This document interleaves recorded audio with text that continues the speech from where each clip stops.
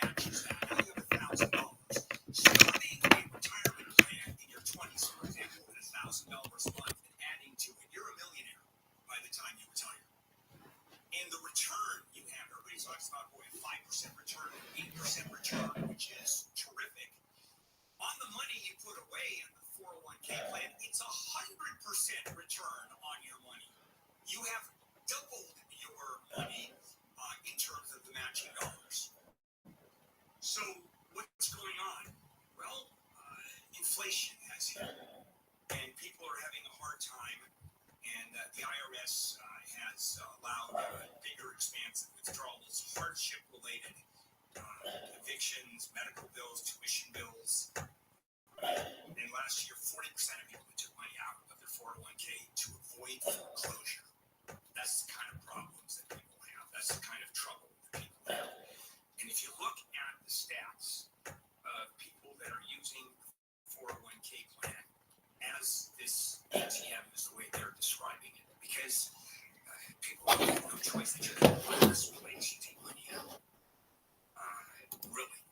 Don't you have to repay yourself, Bill? You don't have to. You can keep the money, but it makes no sense. If you repay yourself over a course of whatever years, then the penalty doesn't apply, but it's still income. Gotcha. It's still income. So the trick is to, if you're going to borrow the money, you pay it according to the retirement plan that you have, whatever number of years or months, and whatever interest you have to pay. This is why people like doing it, because they're paying themselves interest. They're borrowing the money from their own 401k plan. The problem is it's not growing that money, and you desperately need it. So what are your choices? Do you move because you have to live in a place that's not as good? Do you the story I just did about older Americans on a budget? Do you eat less? And by the way, when inflation hits 10% or 5%, it's not that your cost is up 5%. You move from meat to chicken. You move, and when you're really in trouble, you move from chicken to beans or legumes or whatever form of protein. So unfortunately, you can live and not have inflation really hit you. Gas, you can't do anything about. Utilities, you can't do anything about. Rent, you can't do anything about. Food, well, you can't do about gas. You just don't drive or drive as much. And you certainly don't go to restaurants, and you just really clamp down. So here are your choices. And which way do you think I'd go? Keep your retirement fund intact, or feed your kids? Where do you think I'd go? Okay, retirement plan. They can lose some weight anyway.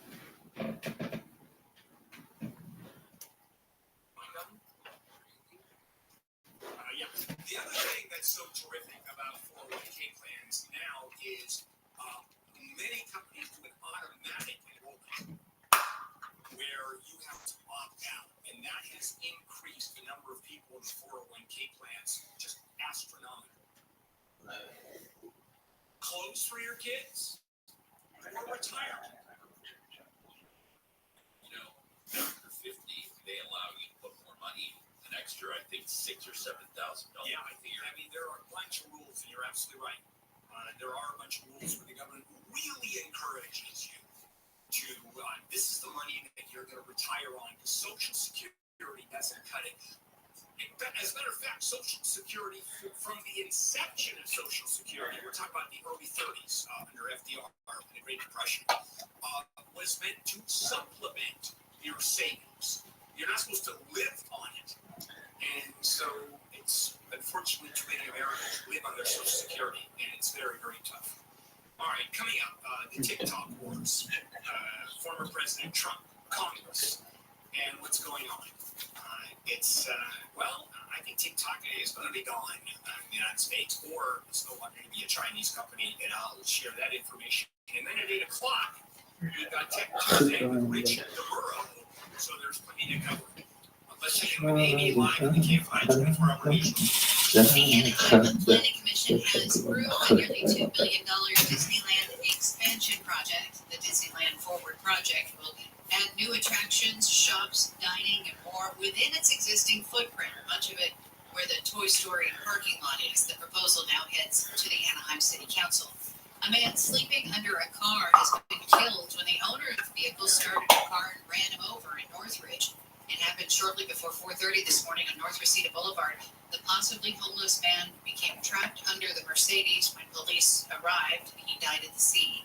The Prime Minister of Haiti has agreed to resign. The capital city of Port-au-Prince has been racked by out-of-control gang violence. Haiti declared a state of emergency last weekend after gangs banded together and attacked government institutions, airports, seaports, and got into the prisons and set thousands of prisoners free. We'll check the 101 with the KFI in the sky next. Now, all this rain has really set up some big problems, big potential issues, from just termites. Termites come out after it rains. That's what they do. And they start eating your house. And they do it 24/7. And damage starts almost immediately. And sometimes in places you can't even see. So let me suggest a call to Pacific Coast Termite. Free home or business inspection. Certain restrictions apply. Even if you don't think you have termites or don't know, it's well worth that call. Because they'll tell you you don't. And if you do, then they go to work. Rid of the termites in your home or business without tenting. No hospital stays, no double bag, no hotel stays, no double bagging your food, no pet sitting. I've done it, and it's horrible. You can even be home when they treat for termites, and I have been twice. That's Pacific Coast Termite. Mention KFI, 10% off, 2-year guarantee. 800-PACIFIC, 800-PACIFIC. Visit PacificCoastTermite.com. Pacific Coast Termite kills termites. The clean, friendly way. Clouds this morning becoming sunny this afternoon with highs in the 50s to upper 60s. This report brought to you by personal injury firm Owen Patterson and Owen. We've got a crash in Echo Park on the 101. Yeah, you know what, the downtown area is kind of a mess right now. Southbound side of the 101, right there at Glendale Avenue, we have the right lane taken away with a crash. Now the crash is all off on the right shoulder. We've got some fire equipment there in the right lane. Traffic slow all the way back from Santa Monica Boulevard, so hopefully that'll be out of your way shortly. Looks like the northbound side of the 101. Also, just a parking lot from the East LA interchange on up towards the 110 freeway. Speaking of the 110, it's we've got some problems. Actually, it's more like the 10 as you head eastbound right there at the 110. Crash there in the left 2 lanes, and traffic really slow all the way back from La Brea on the eastbound side of the 10. Northbound 405, pretty bad from the Hawthorne area, the 105, all the way up to about Venice Boulevard. Will Colescriber, KFI in the sky. In this week's Marketers Report, Dana Nussbaum, Executive Vice President, Worldwide Marketing at Warner Brothers Discovery, weighs in on regional audio marketing and the movies. Everything that we are doing is incredibly data-driven. We are getting signals in every single day about how specific audiences are performing. So although we're marketing at a very broad scale, and that does include specific local markets, that's really the beauty of iHeart's network. You're not serving the same message to a consumer in Nashville necessarily that you may be in New York. You have the ability to be very specific and very personalized, but at a tremendous scale. As the #1 audio company, iHeartMedia gives marketers access to all, from national to local, every audience, live conversations, trusted influencers, and the insights and data you need to grow. Not just a media company, iHeartMedia is your access company. If you're a marketer, go to iHeartResults.com. The free iHeartRadio app is #1 for music, radio, and podcasts, all in one. Discover a new podcast from our library of over 350,000 titles. Here's an iHeartRadio podcast preview. The game appeared on a paranormal message board with very simple rules. Get in your car and take a drive. Take a left, then the next possible road on the right, then the next possible left. Repeat process ad infinitum. There's a hitchhiker on the road. You pick him up, you take him where he needs to go, but you do not, under any circumstance, do not talk to him. Ever. I ain't asking you to believe me, but I told you. This street, this is the last chance. As ridiculous as it might sound, I think my friend may have documented her own disappearance.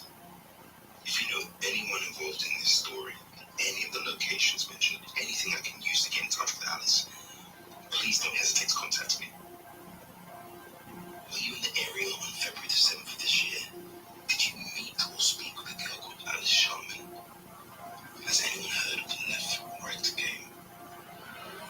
Right Game is a new audio drama from Q-Code. Listen and follow this podcast for free on the iHeartRadio app. #1 for music, radio, and podcasts all in one. All the good stuff. Yeah. Gibbs keeps you on top of pop culture. Netflix's Queer Eye has filled out its cast, adding Jeremiah Brent as the show's new design expert. Brent, who co-hosted TLC's Nate and Jeremiah by Design with husband Nate Burgess, replaces Bobby Burke, who left the show following its 8th season. Anthony Borowski, Jonathan Van Ness, Tan France, and Caramo Brown are all returning. Production on 9th season episodes featuring Jeremiah Brent is expected to start this spring in Las Vegas, while the first 8 seasons of Queer Eye are streaming on Netflix. All right, and that's what's poppin' on Camps on iHeartRadio. If I'm ever going to do a station event, you'll always see me in a cuff and a dress shirt. Look, just because you come to work every day in shorts doesn't mean that I'm dressed up because I have a collared shirt on. Oh, Kelly, when was the last time you wore pants to work? When I came for the interview. I hate you. 7 to 10 p.m. on KFI. And on demand anytime on the iHeartRadio app. KFI, AM 640, Bill Handle here. It is a Tuesday morning, Taco Tuesday, March 12th. Continuing on with our program coming up at 8 o'clock. Excuse me, I'm having my frittata with tapatio sauce, and it's very hot. So I'm sort of, frog in my throat thing. Anyway, what was I saying before I so rudely interrupted my Yourself with your breakfast? Yeah, pretty much.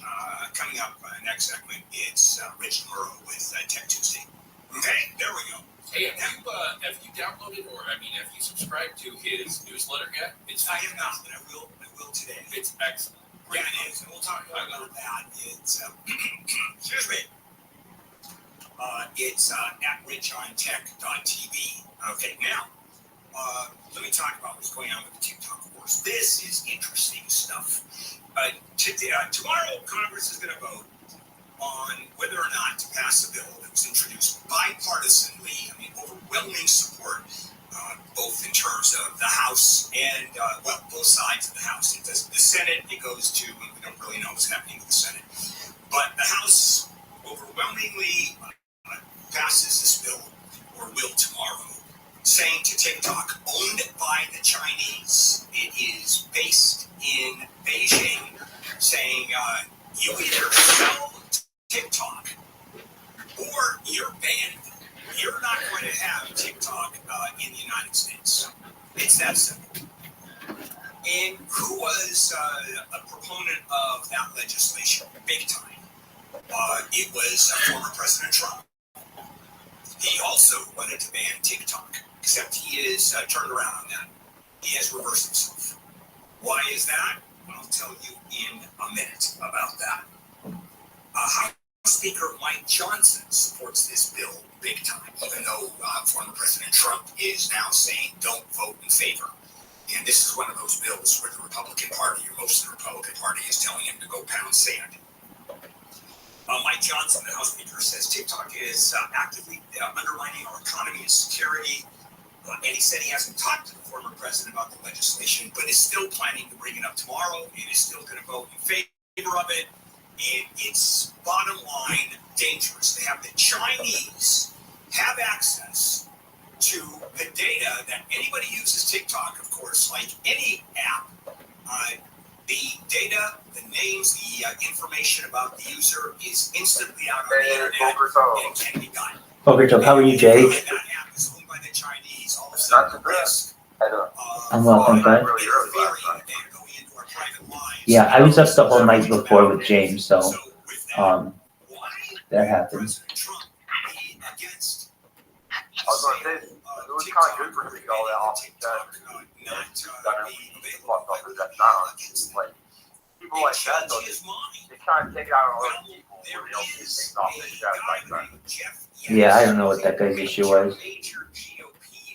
Like, there's no way, why And he has a multi-billion-dollar stake in TikTok. Hey, man. I think people want to take off their chest for talking was anyway, so it's probably a good thing I can do. Because I'm going to lose too Hey much. man, it happens. I understand. And there it is. You're not gonna be doing anything. The president says, It's good that we he got it all take done. a poll last week about TikTok owned by the Chinese. Right. How many people I say, agree with yeah, we that. gotta get rid of it. Take a poll this week. We gotta keep it. And the ACLU is against it. Got my First Mark Amendment Dillon, issue. I'm You can't stop people What'd you do? from using it. I got my and Mark there isn't that Dillon much yesterday. security. Feel pretty Even if good. there is, Very you cool. can't get involved in But I a felt my violation body of the First Amendment, which is completely crazy. It's a inside, national security issue. killing some bacteria, germs in there. Nuclear weapons manufacturing information. Here's a recipe for making a Did you say amoxicillin? Yes, it's a violation. of That's First good Amendment stuff. rights, but there's a national security issue. Oh, stuff. So anything who's banding against this legislation, And healthcare. according to the ACLU, there's no such thing as national security. You have to have the ability to publish and say whatever you want under First Amendment. Yeah, well, I won't be able to put up today. I got One a bunch of errands best, myself.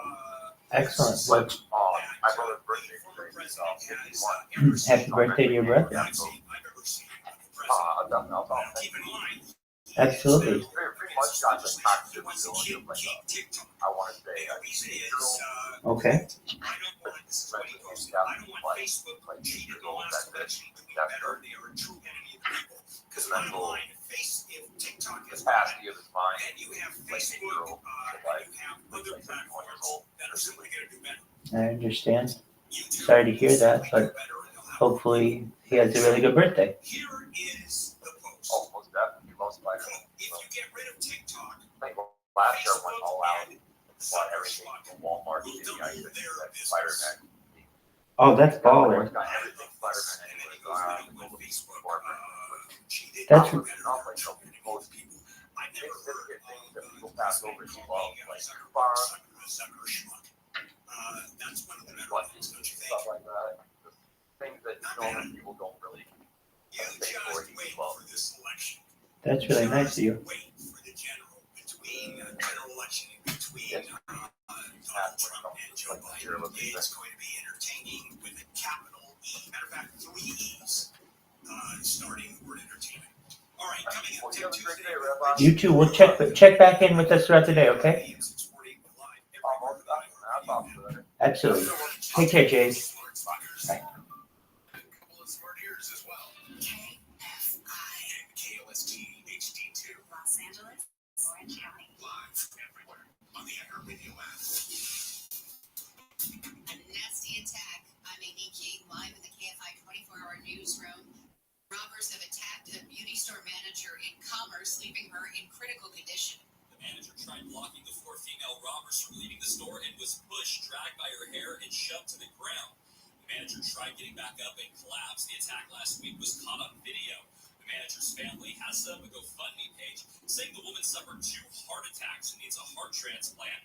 2 people who worked near the store but did not want to be recorded tell me the area has had a recent rise in crime. In fact, one of those guys tells me his business had about $1,000 cash stolen last night. Reporting live in Commerce, Blake Trolley, KFI News. News brought to you by Sweet James Accident Attorneys. An 18-year-old woman's been arrested in connection with 2 shootings in San Pedro, including a fatal shooting outside a bar.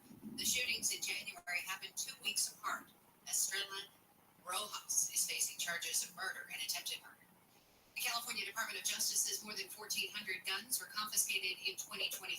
A man in LA County trying to buy bullets was flagged by the state's armed and prohibited persons system. Investigators got a warrant and seized an unregistered assault weapon, 5 rifles, 3 shotguns, and around 3,700 rounds of ammo.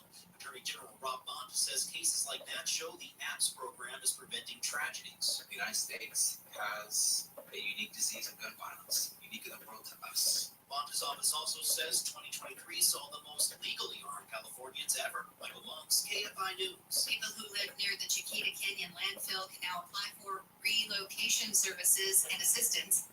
The landfill operators set up a website to offer aid in response to a request from LA County Supervisor Catherine Barker.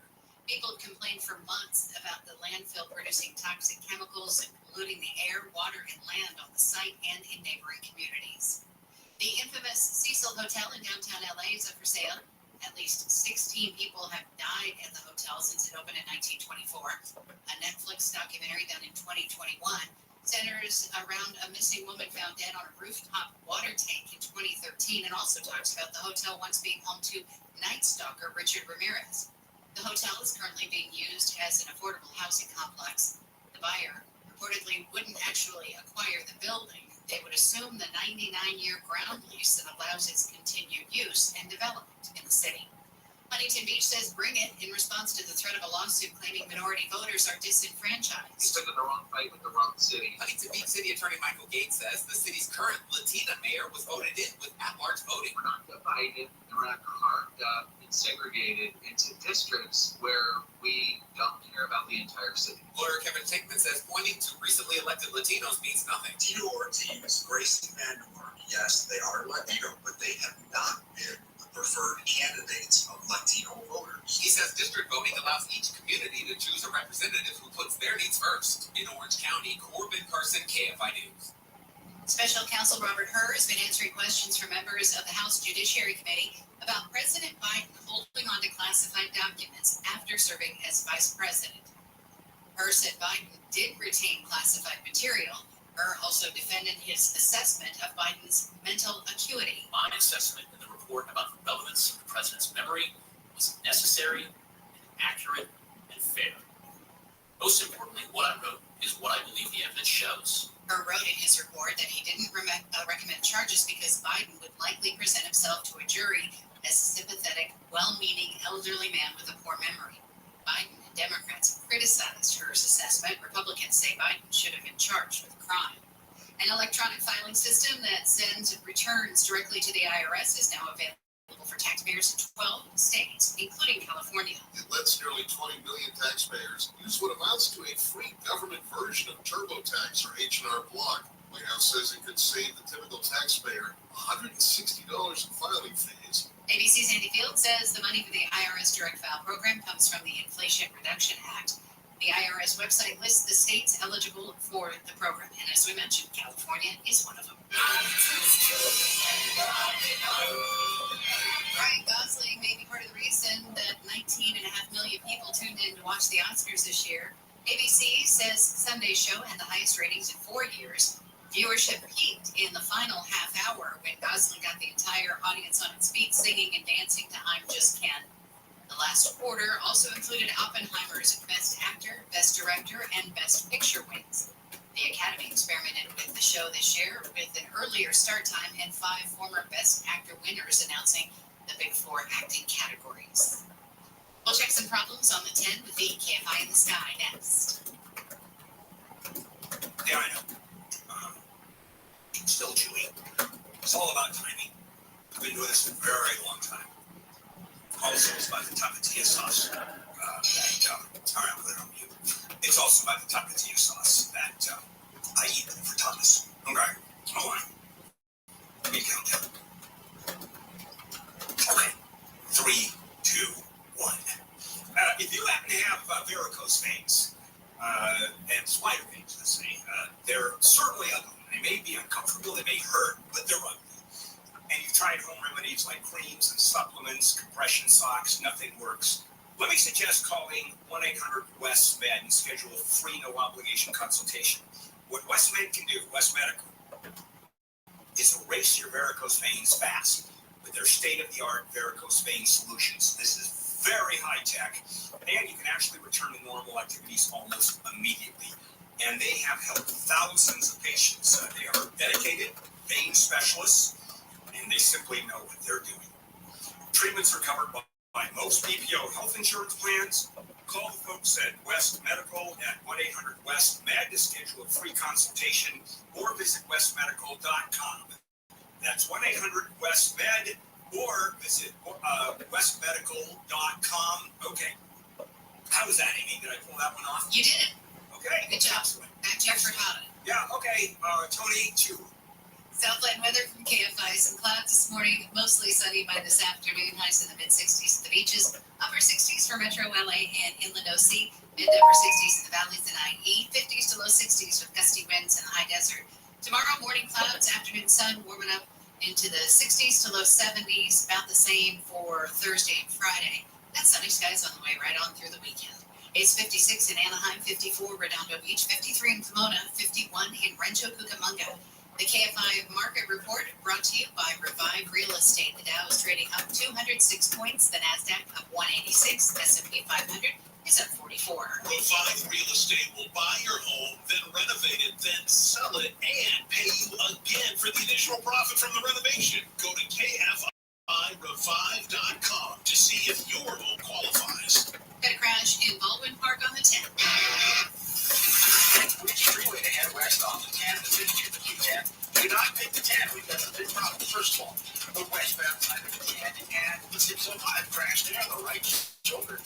But it's really go all the way back from Grant there to the West Covina area.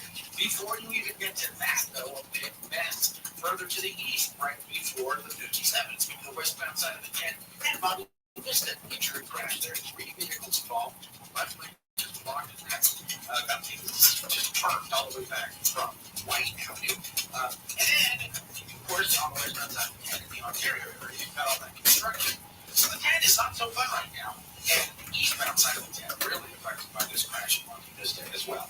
Now, if you're trying to go west on 91, it's kind of a slow drive as well. Out of La Sierra, Riverside, headed westbound, really gets slow past the 15 over to just before the 241 where we had an earlier crash clearing. On the one southbound, Echo Park and Glendale Avenue crash clearing there. Looks like it's getting a lot better pretty quickly, though. It's slow from Santa Monica Boulevard, and then on the eastbound side of the 10, you'll find some unexpected slow because of a crash right at the 110. Slow out of Crenshaw. Will Cole driver KFI in the sky. Every March, Jersey Mike's turns money from subs into charitable donations. And March 27th is Jersey Mike's annual day of giving, where 100% of sales from every sub are given back to the community. And to kick off all that giving, Peter gave me an apron. I'm honored. Looking good, Danny. We've got subs to make, though. Yeah, now I know why you gave me the apron. Join us Wednesday, March 27th for Jersey Mike's Day of Giving. Be a sub above. Hey, LA Dodger fans. Step up to the plate for the Spectrum Season Ticket Sweepstakes. Visit a participating Spectrum store and enter for a chance to win our grand prize, a pair of Los Angeles Dodgers season tickets. Plus, hundreds of bonus winners can win a 50-inch smart TV. Hustle. Sweepstakes ends March 17th. For more information and official rules, go to spectrum.com/2024sweepsLA. No purchase necessary. Open to U.S. residents 18 plus in California. Odds of winning vary by location. Void where prohibited. Listen on the free iHeartRadio app for all your music, sports, talk, and podcasts. Free, never sounded so good. KFI AM 640. You are listening to The Bill Handel Show. All right, KFI AM 640. Bill Handel here. It is a Taco Tuesday, March 12th. And, you know, I love doing this show. I mean, I really enjoy it. But I'll tell you one of the things I hate about the show, legitimately, is it gets in the way of my breakfast. I'm eating my frittatas in the morning, and damn it, I'm going to go to a commercial, or start the show, or come back, and it just drives me completely nuts. Just, come on, really? Sorry? Yeah, really sorry. Also, I want to tell you about how our show is on demand.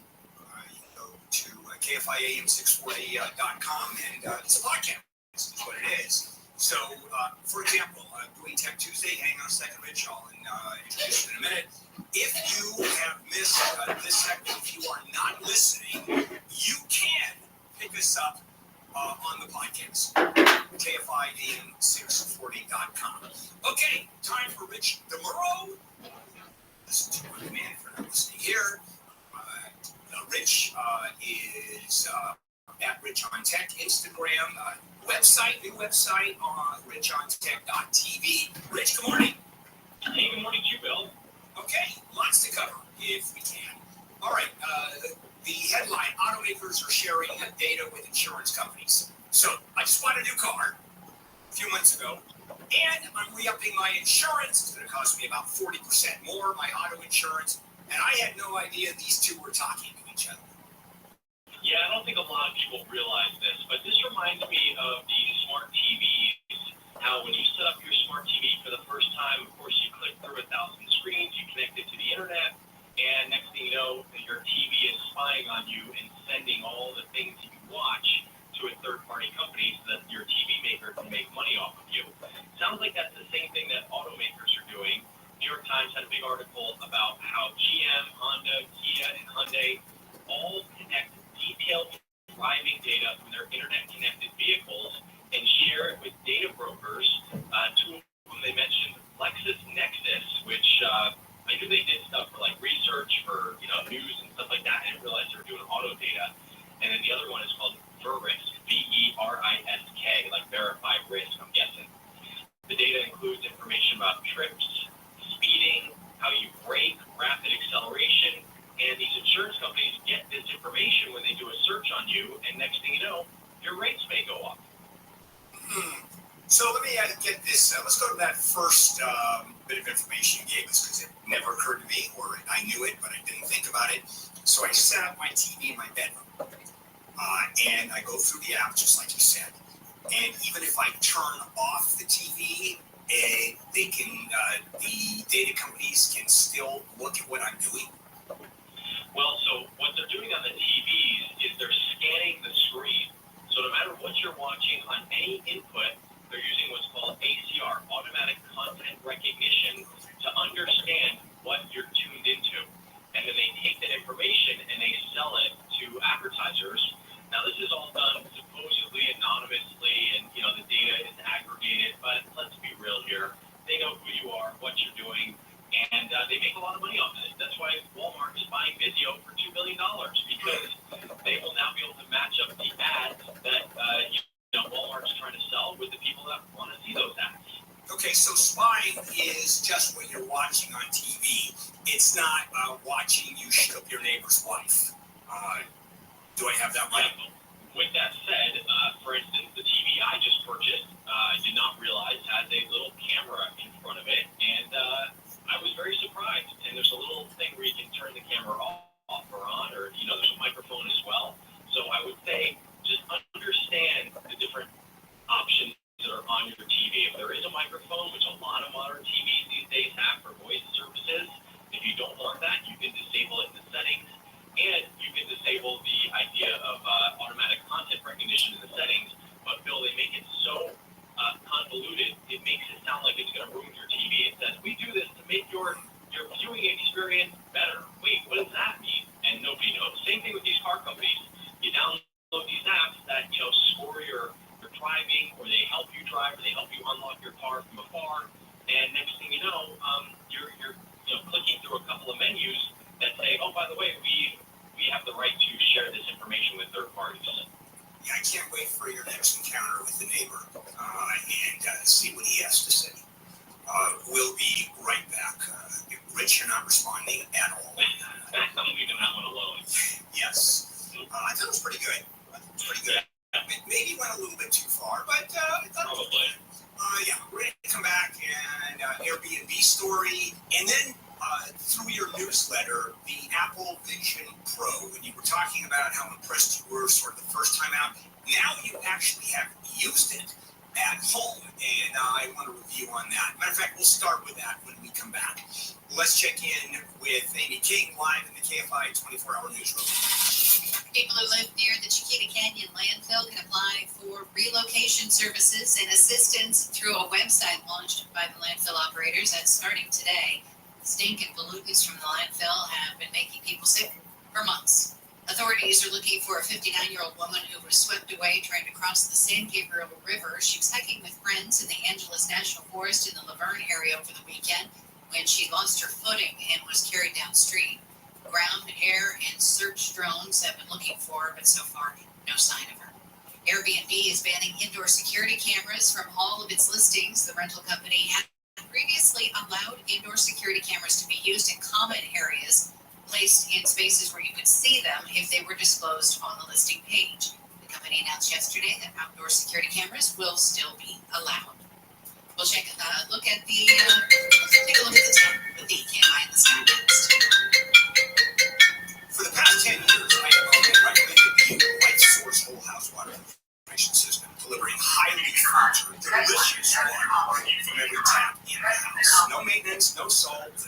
servicing. And part of their 40th anniversary, they're giving new customers a free Epicure worth over $900 with the purchase of the Ultimate Package. Please call them for details. They'll tell you all about it. The offer ends March 31. Call 800-WATER-99. Visit LifeSourceWater.com. 800-WATER-99. LifeSourceWater.com. Taste and feel the difference. Clouds this morning. Should see some sunshine this afternoon. Highs in the upper 50s to upper 60s. This report brought to you by Allstate. We've got crashing Pomona on the 10. Eastbound side of the unexpected spot there. Eastbound side of the 10, right there at Marty. Business of injuries. 3 vehicles involved. It's all off on the right shoulder. The traffic super slow back from White Avenue all the way back almost to the Kellogg Interchange. So that's going to cost you some time. The westbound side not doing much better. It's slow getting out of Ontario, partially because of the construction there. Slow starts at about Vineyard out through Montclair. The westbound side of the 10 also very slow as you approach Azusa Avenue from an earlier crash. It's slow all the way to Milwaukee. Once you get past the 605, it's a little bit better for you. We've got some problems on the eastbound side of the 10 and downtown. A crash clear there. The 110 freeway, it's still slow though from about Crenshaw, maybe even Lubbock. Local driver KFI in the sky.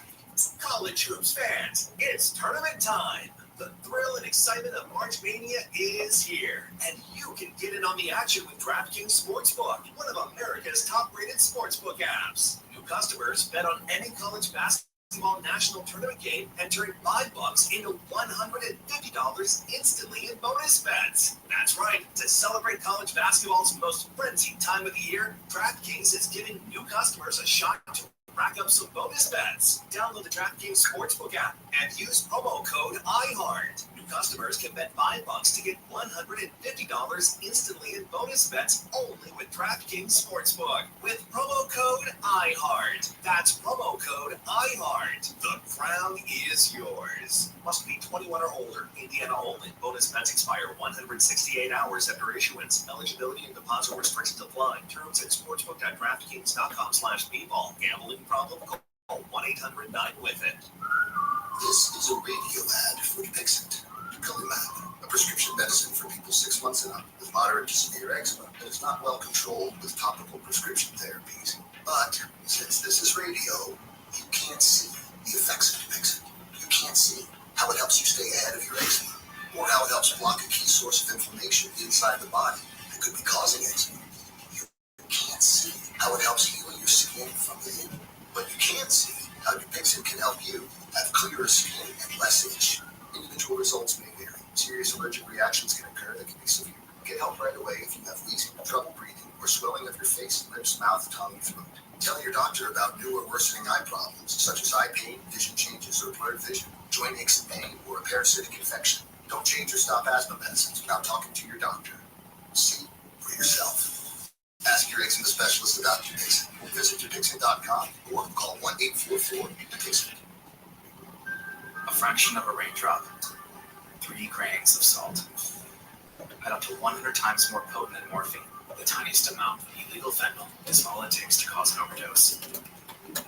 Fentanyl can be mixed into heroin, cocaine, pressed pills, meth, and other drugs. It could be in your drugs, and you wouldn't be able to see it, taste it, or smell it. Learn more at cdc.gov/stop-overdose. As the #1 audio company, iHeartMedia gives you access to all, every audience, live conversations, trusted influencers, and the insights and data you need to grow. iHeartMedia is your access company. Go to iHeartResults.com for more.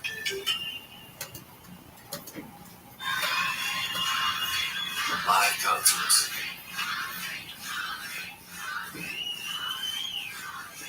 Getting back to the moments we miss starts with getting informed. Get the latest info about COVID-19 vaccines at getvaccineanswers.org. It's up to you. Brought to you by iHeartRadio and the Ad Council. If most of the public doesn't feel safe, it's because we're not safe. In Gascon's world, we're all wrong and he's right. You know how you feel. You know what you see. Most of us people people in the streets that commit crimes every day. John Cowell. Deaths are out of control. Nobody can dispute that. Live 1 to 4 p.m. on KFI and on demand anytime on the iHeartRadio app.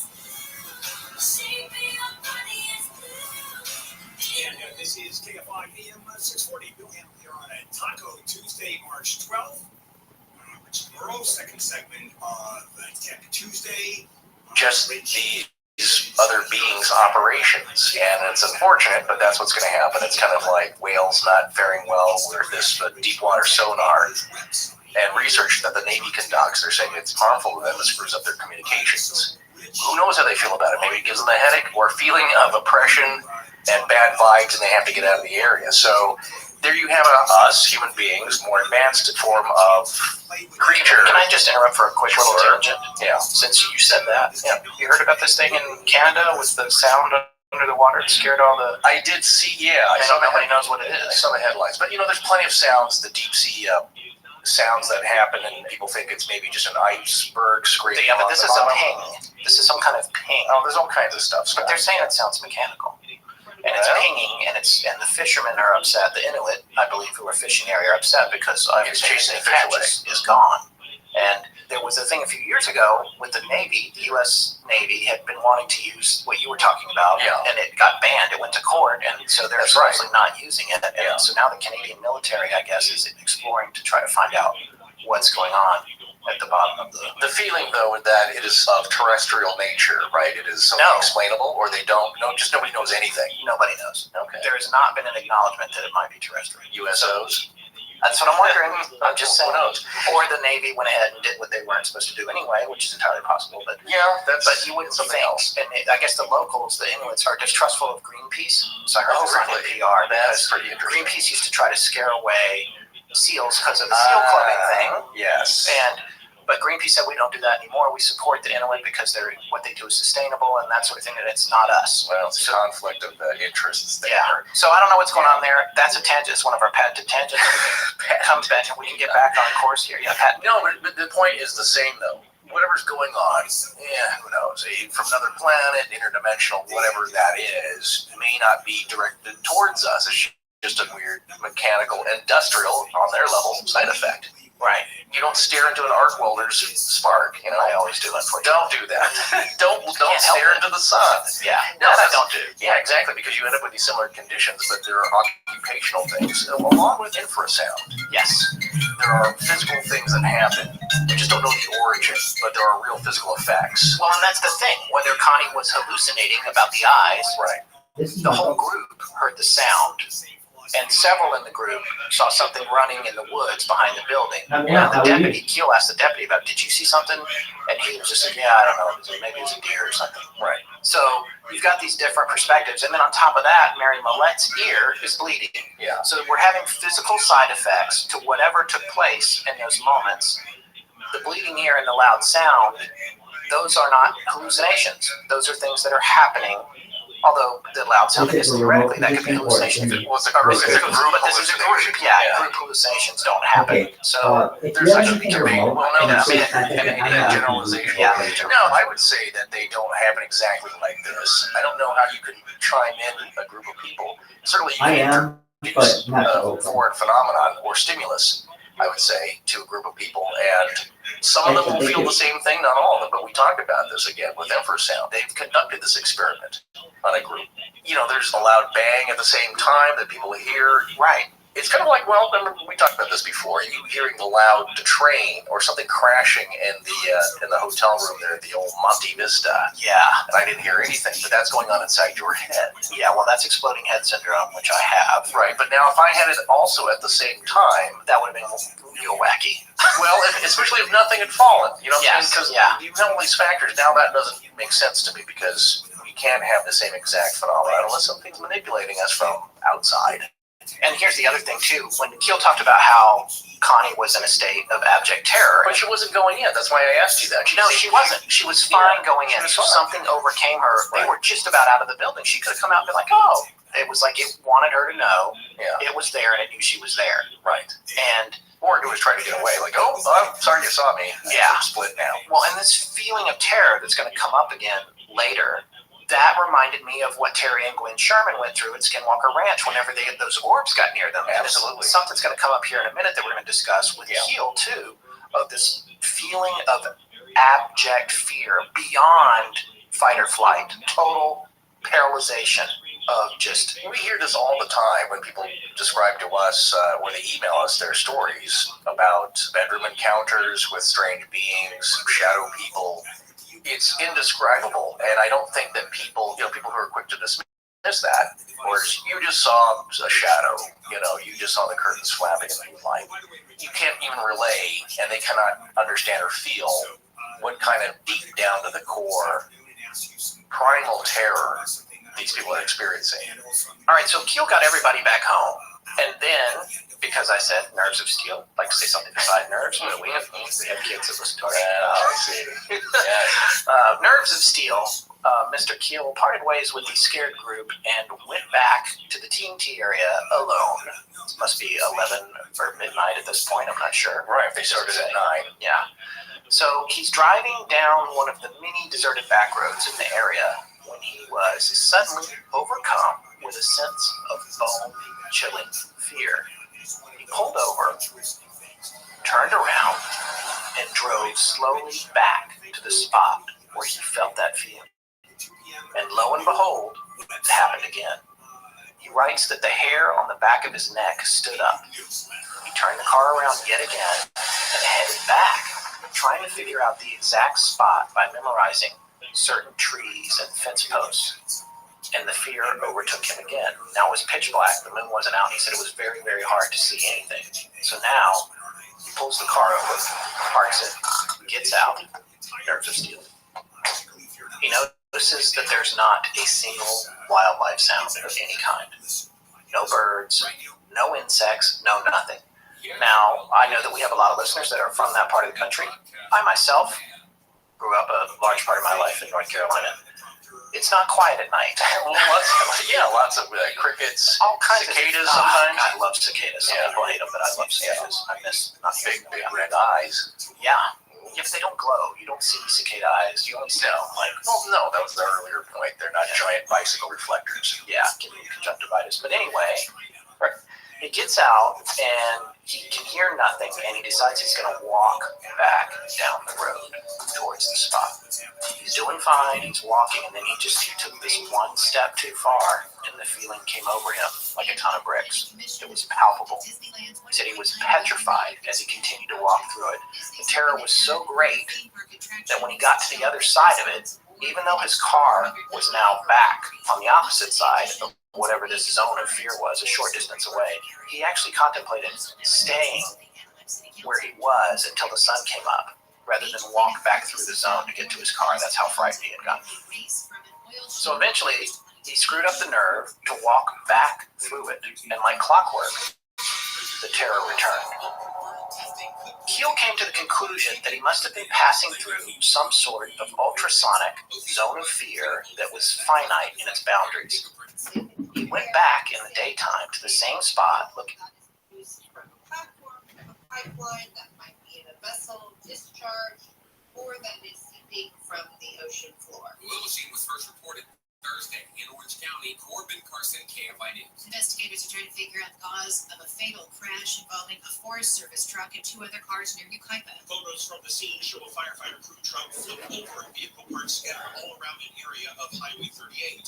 The crash happened Saturday afternoon, killing 1 person in a civilian vehicle. All 9 firefighters in the truck were injured and taken to a hospital. The firefighters are part of a hotshot crew based at the Mill Creek Fire Station in the San Bernardino National Forest. Hotshot crews are inserted into the worst parts of the wildfire. The trucks are large, heavy, and specially designed for rugged terrain. Steve Gregory, KFI News. The Russian Defense Ministry says a military transport plane with 15 people on board has crashed during takeoff. Officials say there were 8 crew and 7 passengers, and that an engine fire during takeoff was likely the cause of the crash. Top intelligence officials have warned of threats coming from the southern border. During a hearing on Capitol Hill yesterday, FBI Director Christopher Wray said the FBI seized enough fentanyl in the last 2 years to kill 270 million people. He says some smuggling networks have ties to ISIS. Other concerns discussed included potential actions by Russia, Iran, and China, and risks posed by advances in AI. They also talked about the ongoing Israel-Hamas war. Astronauts from 4 countries have returned to Earth aboard a SpaceX capsule. 199 days after they lifted off, 4 crew members, one each from Japan, Denmark, Russia, and the United States, have dropped gently into the Gulf of Mexico to await the recovery boats. ABC's Jim Ryan says the crew returned from the International Space Station. One member said he couldn't wait to hear birds singing in the trees and that he was craving crunchy food. We'll check the 5 with the KFI in the Sky next.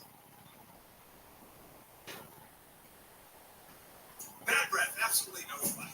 If you've got bad breath, the people that you're talking with, living with, they don't like it. Even worse, you get to smell their breath. So let me introduce you to Zellman's Minty Mouth Mint. And this is all about really cleaning up your breath. It's not just a mint, it's a breath freshener. It's tiny little capsules that you swallow. And it's clinically tested against toughest offenders. Garlic, onions, and there's Neil shaking his little package of Zellman's Minty Mouth Mints. That's actually Anne. We started a thing. Everybody's shaking it. Yeah, so it sounds like castanets. You can do this to music too. Pop 2 or 3 in your mouth, you suck on the minty coating, then you swallow the capsules of parsley seed oil for fresh, clean breath that lasts 4 hours. And you can bite into them, that also works. And it doesn't just cover up your bad breath, it actually cleans your breath in a way other mints can't. And it goes down. First of all, you suck on the minty coating, then you swallow it, and it goes to work in your gut. And it gives you, well, Zellman's, I mean, I use them all the time. And they give you a money-back guarantee. I know you'll never use. Free shipping if you order 3 packs or more. I know you're going to order more. And I've known the folks behind Zellman's for over 30 years. Matter of fact, I bought into the company. That's how much I believe in it.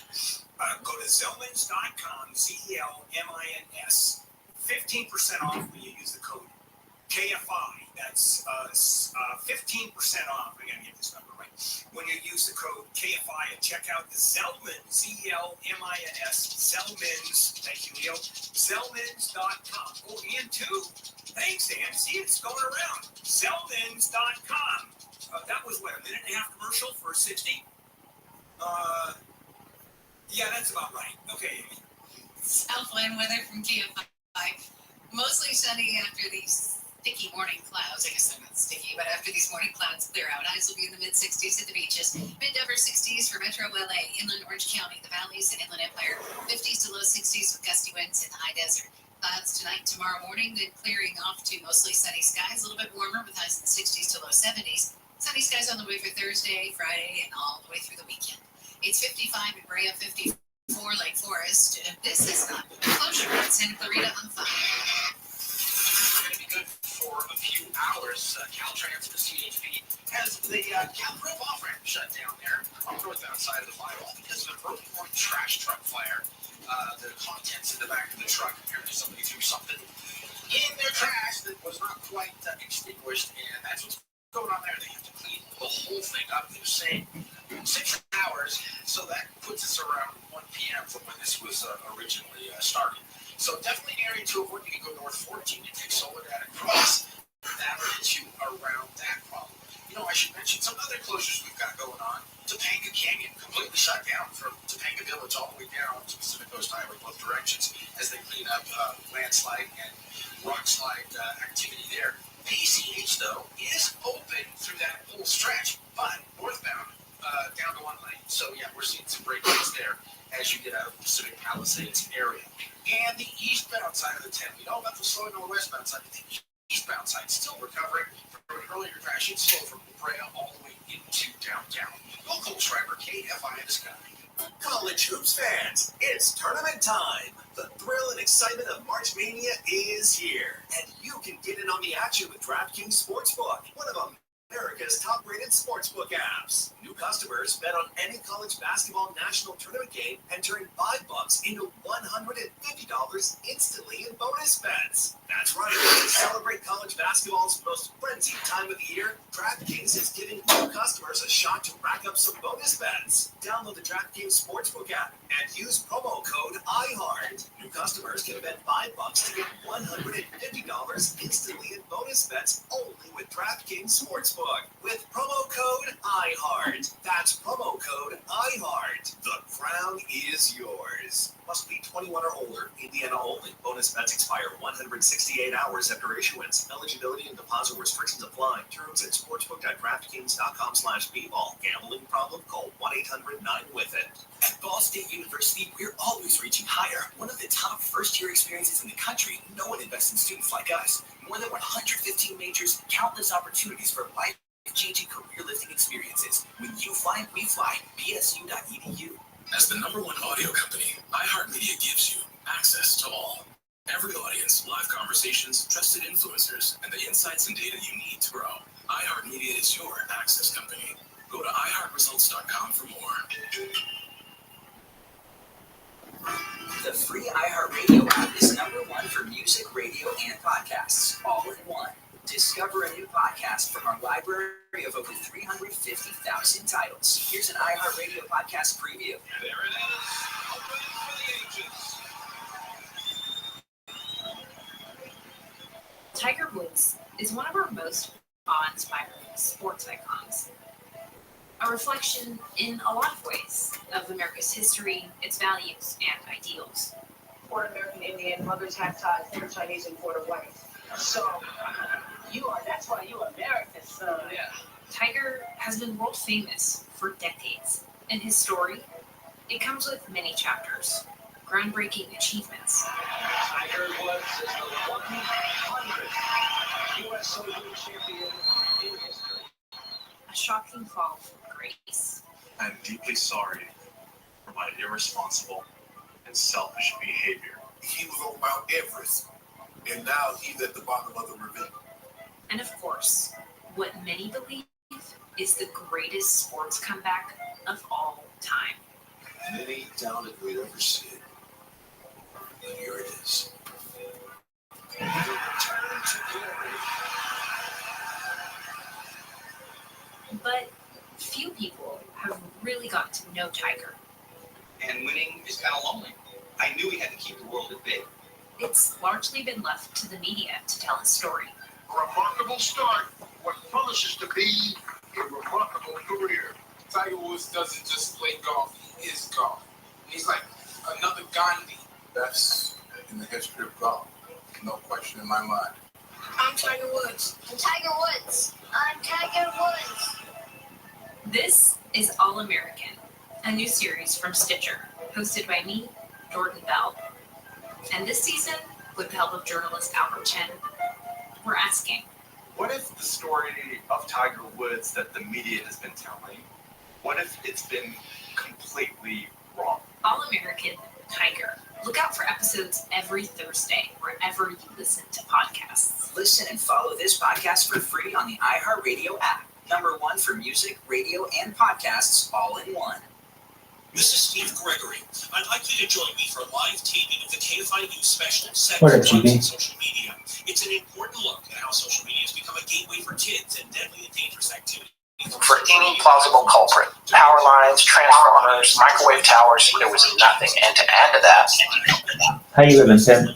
It's free to attend. Go to KFI. How's your day? .com/enter. Be a part of the live studio audience. Go to KFI. I hope you're doing well. .com/enter.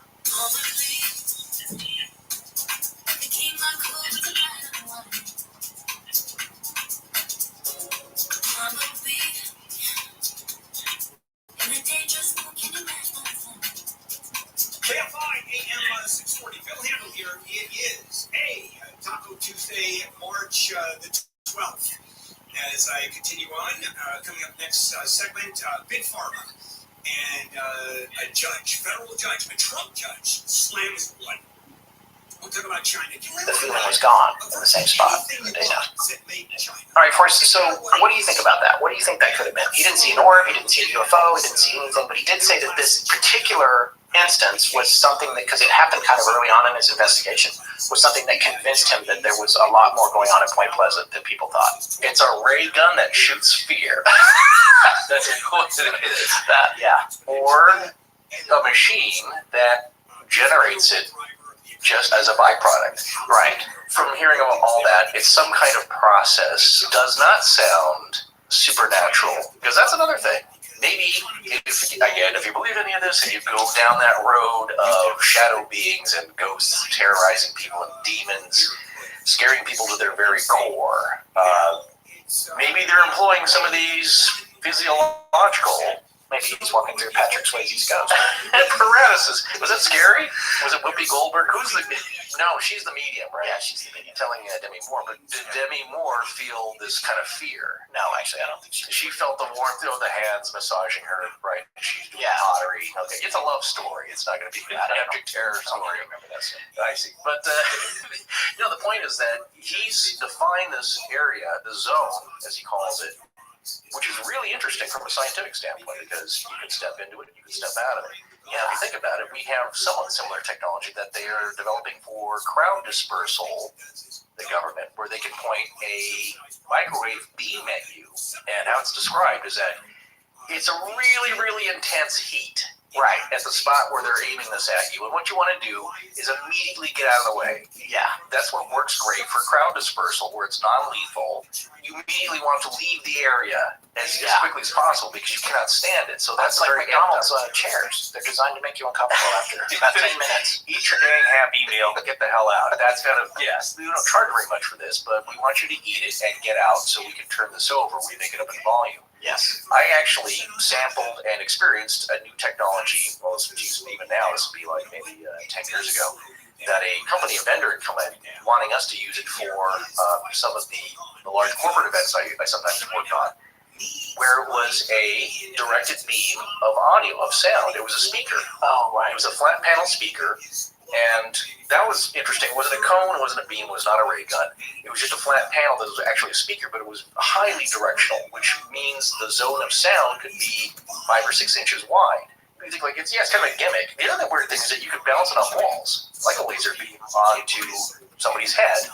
They'd be the only person to hear the audio coming out of the speakers. So what's interesting is that at a large convention or crowd, say like you're down, you're at the convention center for Comic-Con, let's say, and you want to advertise your specific product, you can point it at somebody in the crowd and freak them out. Yeah. Because it's like, Thor is listening to you, my friend. Buy my new comic. And then, what? You don't know where it's coming from. In that way, it's kind of a really interesting technology because the people next to you won't even hear it, just you. And that's nothing special or mystical about it. There's nothing paranormal about it. It's just a control of sound waves. The other application is that it's good for sometimes submarines. You're in a large metal tube. It's very noisy. People are hearing different commands. Different stations are hearing different commands, which may conflict with the station next to them. So instead of everybody having to wear headphones so that they can only hear the channel they're supposed to hear, you would have a speaker above you, so you're only hearing the commands and instructions that you're supposed to hear. The person next to you isn't getting confused, and they're not getting flooded with noise pollution. I feel like that might be classified information. No, the guy told us. I know it was being tested at the moment. So you can control different stimuli, I guess, in a very general sense, in a very directed area. So when you take a look at him going to this little area, fear, no fear, stepping in and out. Right. It's in the middle of the night. In the middle of nowhere. Well, that also adds to the fear, of course. You know what I'm saying? It adds to the spookiness. But this guy's been around the block. He's not shaken up much. Right. I believe that it is some kind of byproduct. I'm not sure if it was directed at him, but who knows? I don't know. Certainly It could be a warning, though. Well, I think it almost like a sentry or something to scare you from going down the road and get you to turn around and go back. Exactly. That's my point about the crowd control. Leave the square now. Yeah. Go home. And we mentioned this in an older episode we did, and you mentioned it a few minutes ago. We did talk about infrasound because Keel talks about, he calls it ultrasonic in his book. Now, this is 1975. Yeah, a little bit before a lot of the study.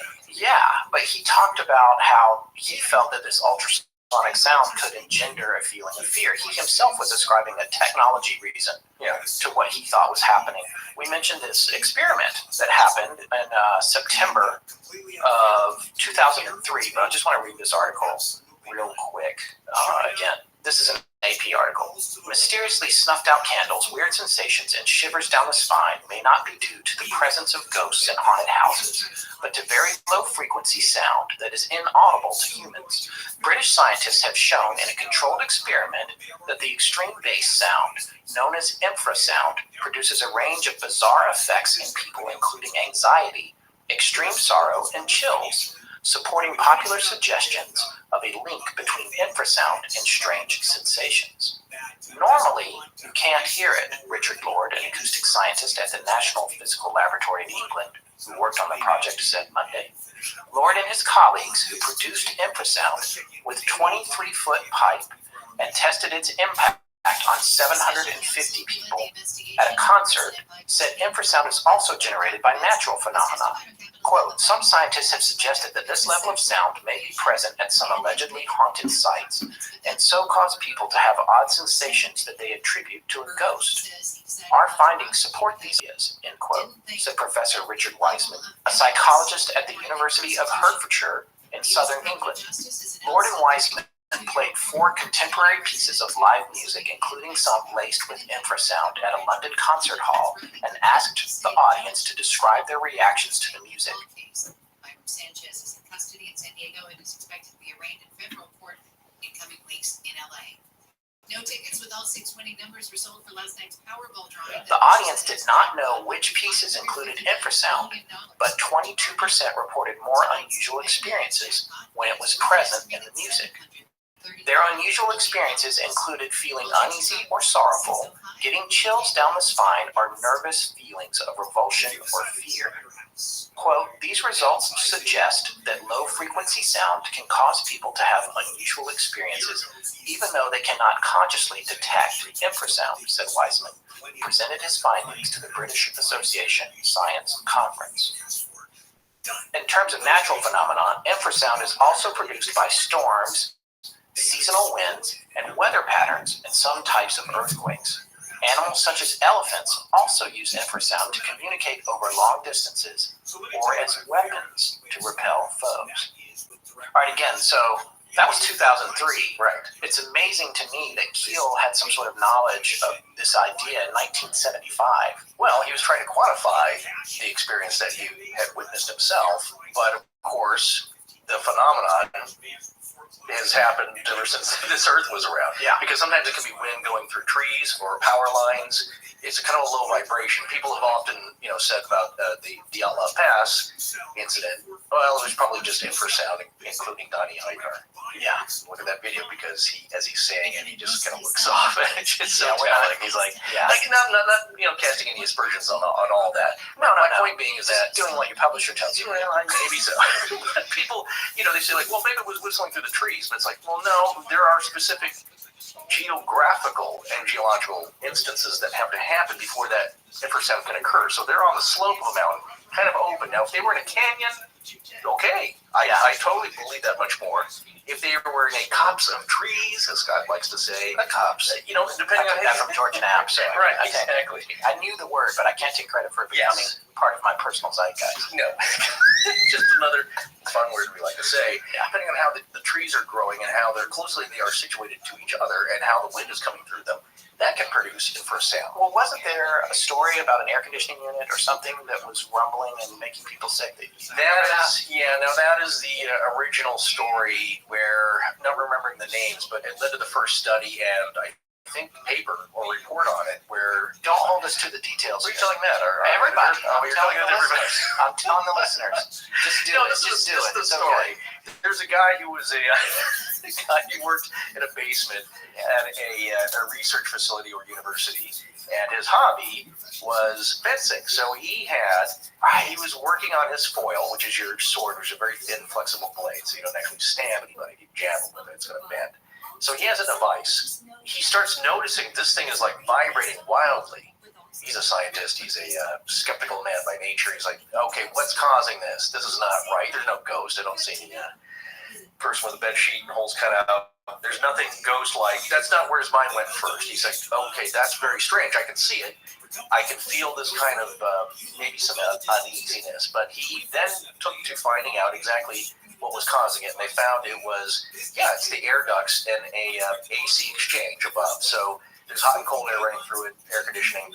And when the joints aren't fitting properly, you get a little vibration like a whistle or a flute. It was the air passing through these ducts that was causing an infrasound scenario right there in that room. And what it is like, yeah, you're now at the confluence of these sine waves. You're hitting a peak like waves. You know what I'm talking about? Yes, basically. yeah. Yeah, so it's Constructive interference. very good, yeah. But what it is it is an amplified effect. So we all may experience a little bit of it in an old building where the pipes aren't fitting very well. You may not get all those experiences like a feeling of dread, but he noticed that whatever it is, it's really at this point in the room where the sword was clamped down. He's getting a hot spot of this. That's why it was vibrating so wildly. This is like a human dog whistle of fear. A little bit, yeah. No. But you know what? Let's talk about it. You know what's interesting about this? The Mythbusters took a look at this. And I didn't know that until today. I looked it up. Mythbusters episode 193, which aired on October 28th as part of a Halloween special, 2012, before they went off the air. God rest that show's soul. They took a look at infrasound as fear-inducing.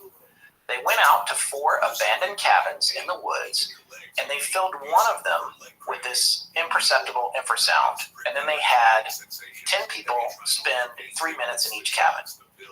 They told their volunteers that something bad had happened in each one of the cabins, and they intentionally picked, I watched this segment, but they intentionally picked a place that was run down but not so creepy that they would be automatically creeped. It was a resort that no one had used in like 15 years with little cabins. So the third cabin of the 4 had a 40,000 watt sound system by a company I believe is called Meyer Sound, which was playing an inaudible 19 hertz tone that's below the range of hearing. So out of the 10 volunteers that went into these cabins, only 2 indicated that cabin number 3 made them feel uneasy. The Mythbusters declared infrasound as a fear-inducing element as busted based on that statistic. However, I want to say one thing before you jump in here. I didn't put this together when I was putting our outline together. That's 20%. It's exactly the same number that they gave in 2003. Absolutely. It's 2 out of 10 people. For me, it's not necessarily busted. It's just a low quantity of people are reacting to it. Mythbusters is saying this is statistically insignificant, but I think this might not necessarily be a case of statistical insignificance as much as a sensitivity that not everybody has. Well, exactly. Now, if you've taken those 2 people that felt that, and you've got another 8 who are physiologically exactly the same, well, then you get 100%, wouldn't you? Right, maybe. That's the theory. Yeah. And, they always got pushback on how they did. People would always try to be like, you did this all wrong. Which I'm not getting on that train. I love that show. But the concert, that's why, was there 700 people? There was a large amount of people. Yeah.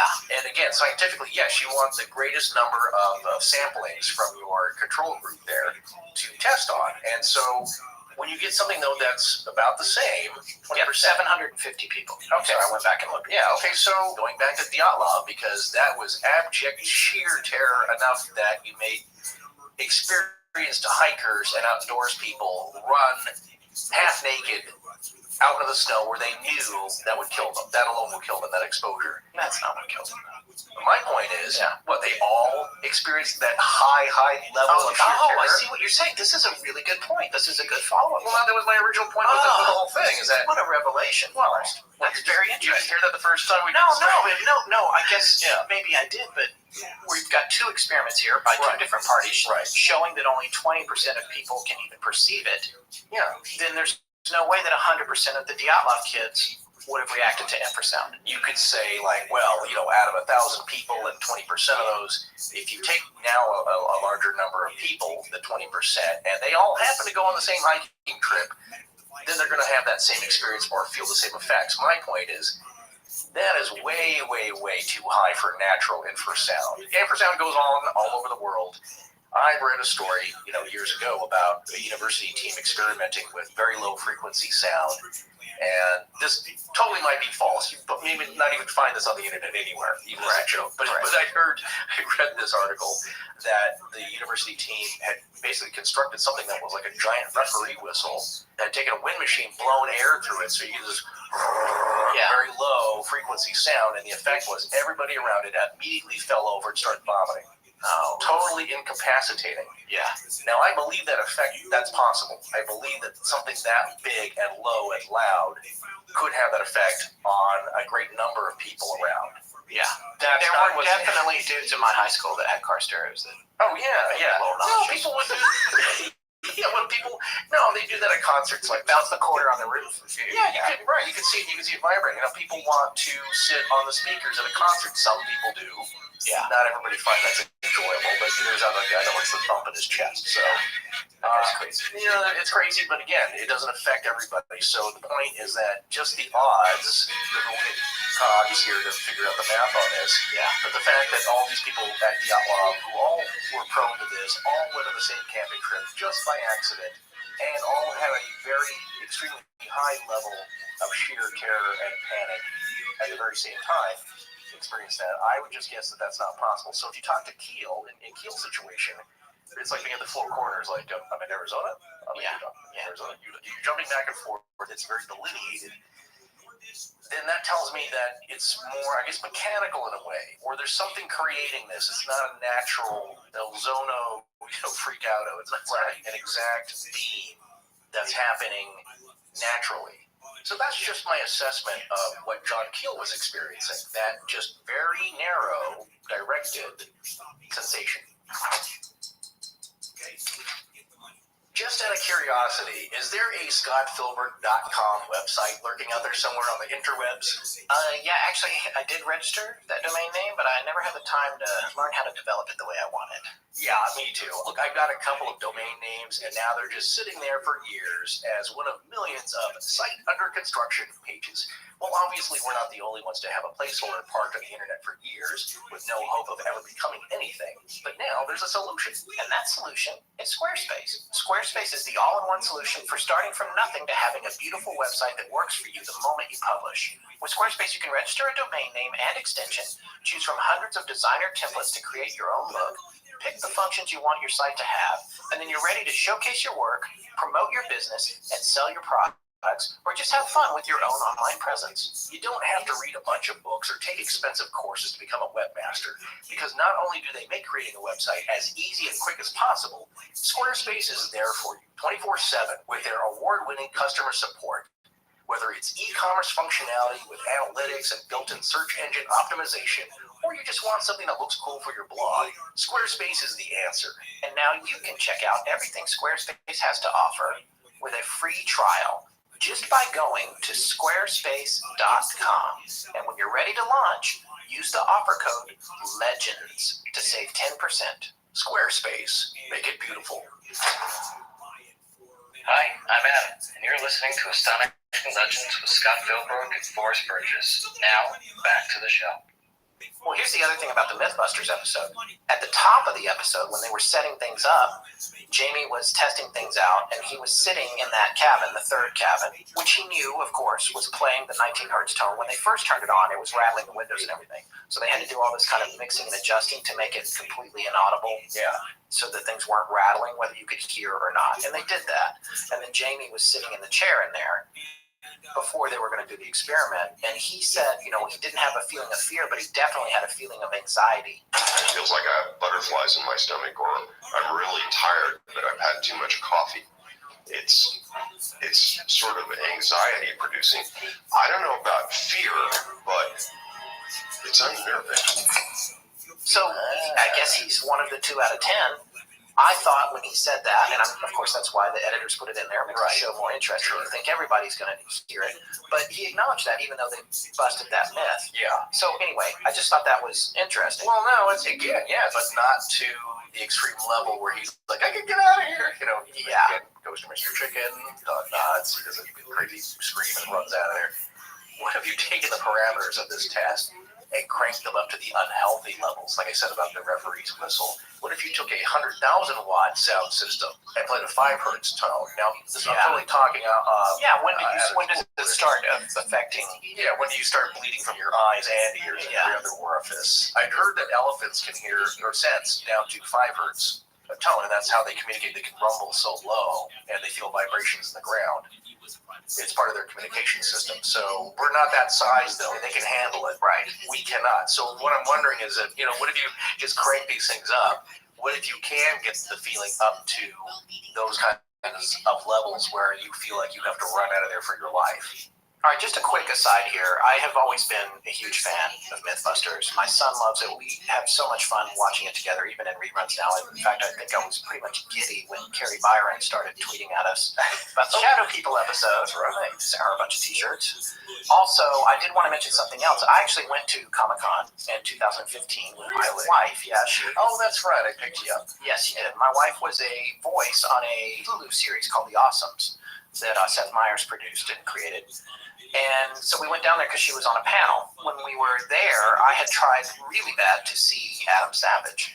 And I just missed him because at conventions where there's lots and lots of people, I'm not the best with managing my time. I had miscalculated, when he was going to be there, and I got to the little booth and he wasn't there. So I was sad to miss him. But I did notice that he was tweeting. He had a party, probably for industry people or something, and at this party he had some stuff there that he brought on the road with him, including the very rare Sankara stones from Indiana Jones, which he owns. The original in the filming. Yeah, and he had them there in a case, and one of them got stolen at this party sometime after 9:45 p.m., I think on July 12th of 2015. And he had gone on and was tweeting about it, and I just feel really bad for him. And I just wanted to say, in the spirit of how that worked out, if you, listening to this show, or anyone you know, has any idea where Adam Savage's Sankara stone is, he has a no questions asked return policy on it. So I wanted to say, and we wanted to do this because I'm such a fan of the show, anyone who might have it or can get this information to the person who does have it, can send it to us, and we'll get it back to Adam. Again, no questions asked. Our shipping address, as of now, is 4804 Laurel Canyon Boulevard, number 205, Los Angeles, California, 91607.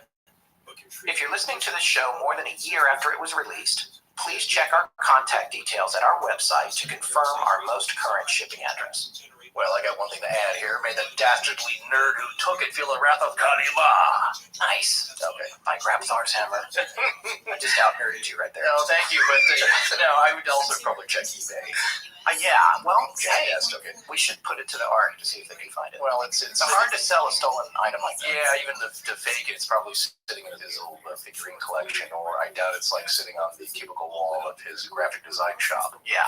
Okay. Anyway, moving on. Let's get back on topic here.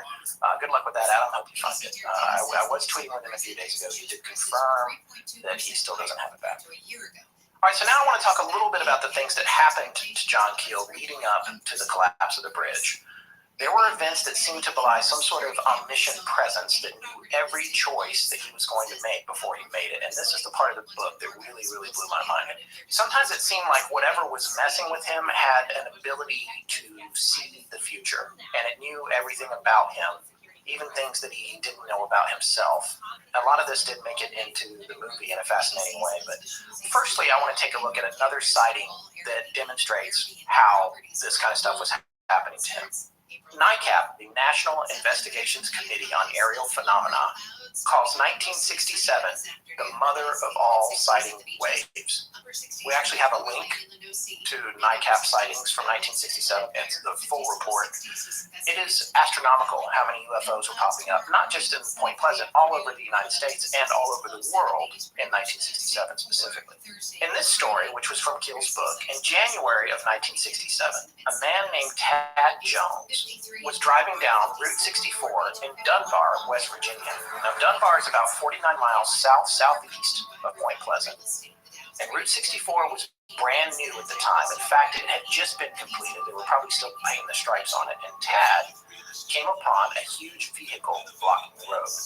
He thought it was a construction truck, and he slowed down. And then as he got closer to it, he realized it was floating in midair about 4 feet off the ground. He said it was a metallic metal sphere about 20 to 25 feet in diameter, and that it had, get this, according to Keel, 4 legs attached to it that all had wheels at the bottom of them that looked like caster wheels. There are other reports that say it had only 2 legs, and that also say it had 2 antennas sticking up on top of it. Now, the wheels would be the ones like you would see on the bottom of a gurney at the hospital in the movie Jacob's Ladder, which is a horrific image. Yeah, or a grocery cart. Also scary. But Tad Jones said there was also a small window on it, about 9 inches in diameter, but you couldn't see anything inside. And here we go again with the 50s at the bottom was a propeller of some kind that seemed to be idling when he first pulled up. And then when he got to about within 10 feet of it, the propeller revved up and this thing rose up into the sky and disappeared. So, Tad went on to his appliance store. However, he was freaked out enough that he reported the incident to the cops, and it did make its way into the papers. Here's actually a really interesting article in the Beckley Post-Herald from Beckley, West Virginia, Friday morning, January 20th, 1967, with an interview with Tad Jones about what he saw that day. I sighted this object quite a distance from the road and thought it must be State Road Commission equipment. I couldn't drive around it because it was about 20 feet diameter and blocked the westbound driving lanes. I got out of my truck, walked up, and looked it over, Jones said. It was hovering above the roadway, about 3 or 4 feet. It had 4 wheels, and on the bottom of the ball was a propeller-like apparatus which was revolving noiselessly. At the top was a round window with 2 antennae. In the middle of the object was a protruding flange or seam, which indicated to me that it had been connected together in some way. It was aluminum in color. I looked up at the window, but didn't see anyone. I stood there a minute, and then it gently rose, and without any exhaust, or odor, or any noise whatsoever, it went straight up. I watched it for what must have been a minute, or a minute and a half, until it passed from sight. I was amazed. It was some time before I got back in my truck and went to work, and quite a bit later before I decided I'd better report this to the Guthrie Air Force Base Radar Force. Right, so there it is in his own words. No noise, no exhaust. Right. It sounds like a balloon. A little bit to me. Oh, well, you're going back to the Bigelow Aerospace designs. Yeah. The strange stealthy balloons. Anyway, so that's the article. On the surface, that's just another sighting story. Right. Here's the thing that's different about it. A few days after Tad's sighting, an issue of True magazine hit the stands with an article in it that John Keel had written. True magazine was printed from 1937 to 74, and it changed a lot over the years. Originally, it was called like True Magazine for Men or something. Yeah. It was all outdoorsy. Yeah. But then there was another editor that took over, I think, in the 50s, who was super UFO-y. No. After 1947, this got really popular. Yeah, exactly. Still for kids and sci-fi, buffs, but mostly it's kid stuff. But John was a contributor. I'm sure he was sending in these great stories. Yeah. And so he had sent in a freelance article to contribute to True Magazine. And this particular issue came out in just a few days. Gary and Shannon.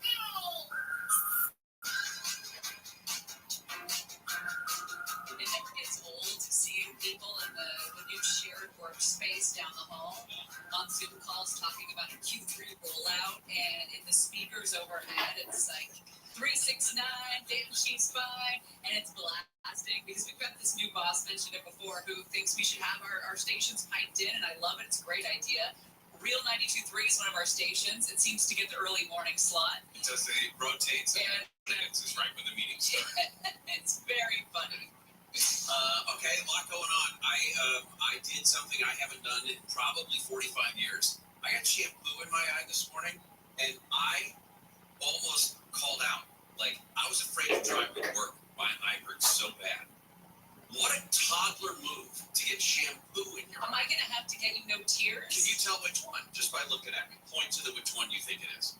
Probably that one. No, it was this one. It was really red this morning. Well, they're both kind of red. Well, now it's because I've been crying. Why didn't you just flush it out? I tried. What kind of shampoo do you use? Apparently bad stuff. Yeah, it's not safe for children, that's for sure. I'm going to get you some Johnson & Johnson. No, I'm fine. I can order it right now on Amazon. I learned very quickly to keep your eyes closed. Oh, boy. Checking myself out in the mirror, I guess. Is that a new undershirt? Yes. Yeah, I can tell. Bright I white. now know your undergarments. I realized those I don't wear them all the time, but they go so quickly. They're just made so shoddily these days. They are. So I got some new white T-shirts, so you know. And crew neck is the only way to go. People who wear V-necks are animals. I love a V-neck on a woman. V-neck. Like I said, V-necks. People who wear V-necks are animals. I love a V-neck on a woman. I have been addicted to white V-necks. I will not disagree with you. For many years. One of my girlfriends makes fun of me pretty regularly because I've been wearing white V-necks for 30 years. I have like 5 in my drawer. We're watching what's going on Capitol Hill right now. The House Judiciary Committee is interviewing, actually, probably the better way to put it, Robert Hur, formerly of the Department of Justice. He has retired from his position, but he was the one who put out the report that suggested that President Biden could have been charged with a crime for the way he mishandled classified documents, but that they wouldn't bring charges, or he didn't recommend charges, because the jury would look at him as sort of a senile old guy who was just forgetful. It was gratuitous. It was absolutely gratuitous. Because here's the thing, you don't need to say that as a special counsel. You just need to believe if you can win that case or not, if you can prove beyond reasonable doubt or what have you. You don't have to give your reasoning for why you don't think you could get a conviction in the case. It's very rare for a prosecutor to reveal what their reasoning is. The number 2 thing is, don't forget, this is a deposition. Most people, when they are in a deposition, they are told by their counsel to not remember anything. Right, I don't recall. Biden repeatedly said he didn't know or couldn't remember how his aides stored or handled sensitive documents, how they ended up in boxes that were moved to a private office, homes he occupied after leaving the vice presidency. And that is the only option in terms of how he should answer those questions. If you come out there and you're like, oh yes, of course I knew where the classified documents were. Oh yes, and I transported them and I put them next to the Corvette. Then you're guilty. That's against your counsel. That is more of a sign of dementia than obfuscating. Here was part of Robert Hur's opening statement. The department's regulations required me to write a confidential report explaining my decision to the Attorney General. I understood that my explanation about this case had to include rigorous, detailed, and thorough analysis. In other words, I needed to show my work, my assessment in the report about the relevance of the president's memory was necessary, accurate, and fair. Most importantly, what I wrote is what I believe the evidence shows, and what I expect jurors would perceive and believe. This guy watched a bunch of it this morning. This guy knows what he's talking about, standing by his report, despite actually people on both sides of the aisle trying to get at him. Here was Congressman Hank Johnson, out of Georgia, Democrat. Despite clearing President Biden from being prosecuted, you used your report to trash and smear President Biden because he said in response to questions over a 5-hour interview that he didn't recall how he got the documents, and you knew that would play into the Republicans' narrative that the president is unfit for office because he's senile. And the American people saw during the State of the Union address that was not true. But yet that's what you tried to offer to them, and that's why they are having you here today, so that they can expand upon that narrative. And you knew that that's what was going to happen, didn't you? Congressman, I reject suggestions that you have just made. It's not let me move on. Partisan politics you are a whatsoever. You are a member of the Federalist Society, are you not? And fair. He is a Republican. Are you a member of the Federalist Society? I am not a member of the Federalist Society. But you are a Republican, though, aren't you? I am a registered Republican. Yes, sir. Okay, so he goes on, did Congressman Johnson, to say, and who appointed you? Trump. Donald Trump did, but he was approved unanimously by the Senate. You can't ignore that. When all of this came out, it didn't come out that he's a Republican. It didn't come out that Trump appointed him. You have to take it all into consideration. Well, now we do, yes, because of the way that politics is. Let me point out also that we're, CNN, Fox, both carrying Robert Hur's testimony live in front of the House Judiciary Committee. What does it mean? What does it matter? How does it impact us in our daily lives? A little bit. Below him, right there in the little corner, all of those intelligence chiefs that testified yesterday in front of the House are in front of the Senate today, talking about literal threats to our democracy from outside and internal sources. That's not the headline. That has gotten no attention. In fact, all of the national news last night led with Princess Kate and her altered photos. Forget about the FBI reports. All right, coming up next. I said people that wear V-neck t-shirts, they're just monsters. I don't see the correlation. But they're the ones that are driving this mess. Sorry. All right. Wow. I don't know. I don't think it's about the V-necks at this point. Coming up next, that Boeing whistleblower turned up dead. Suspicious? Well, we'll find out. Amy King is in the newsroom. And for the record, Shannon and Gary, we had an interview about the threat to democracy this morning on Wake Up Call. Of course you did. Yes, we did. Okay. A man sleeping under a car has been killed when the owner of the vehicle started her car and ran over him in Northridge. It happened shortly before 4:30 this morning on North Reseda Boulevard. The possibly homeless man was trapped under a Mercedes when police arrived and died at the scene. The Prime Minister of Haiti has agreed to resign. The capital city of Port-au-Prince has been racked by out-of-control gang violence. Haiti declared a state of emergency last weekend after gangs banded together and attacked government institutions, airports, seaports, and got into prisons and set thousands of prisoners free. Raspberries frontman Eric Carmen has died. His wife says he passed away over the weekend. After the Raspberries broke up in the 70s, Carmen went on to have a successful solo career with hits like All By Myself, Never Gonna Fall in Love Again, and Hungry Eyes from Dirty Dancing. Eric Carmen was 74. Got some clouds hanging around this morning, clearing to sunny skies this afternoon, highs in the 50s to upper 60s. This report brought to you by Robert Half. From the Southern California Toyota Dealers Traffic Center, let's go places. We've got a crash in Chatsworth on 118. We do, and we're details about it. It's going to be 118 as you head westbound. Right there to Topanga Canyon. Some sort of incident causing big delays all the way back from, looks like, almost Tampa Avenue on the westbound side. So yeah, you're going to find some slowing there. If you spot what it is, we're a little far to the south, but if you spot what it is, let us know. Pound 250 on your cell phone, keyword KFI traffic. Also, an earlier crash southbound side of the 5 at Van Nuys Boulevard in Northita, causing delays back from the 405. And I should mention the 405 is especially slow today, southbound from Roscoe Boulevard all the way through the Spokane Pass to about Sunset Boulevard. Don't forget, we still have that closure up to the northbound side of the 5 in Cal Grove. That off-ramp is shut down until the afternoon to clear away an earlier trash truck fire. It is slow through the Santa Clarita area. Well, Volkswagen, KFI, the Scout. This is a radio ad for Dixit. Dupilumab, a prescription medicine for people 6 months and up with moderate to severe eczema that is not well controlled with topical prescription therapies. But since this is radio, you can't see the effects of Dupixent. You can't see how it helps you stay ahead of your eczema, or how it helps block a key source of inflammation inside the body that could be causing eczema. You can't see how it helps heal your skin from within, but you can see how Dupixent can help you have clearer skin and less itch.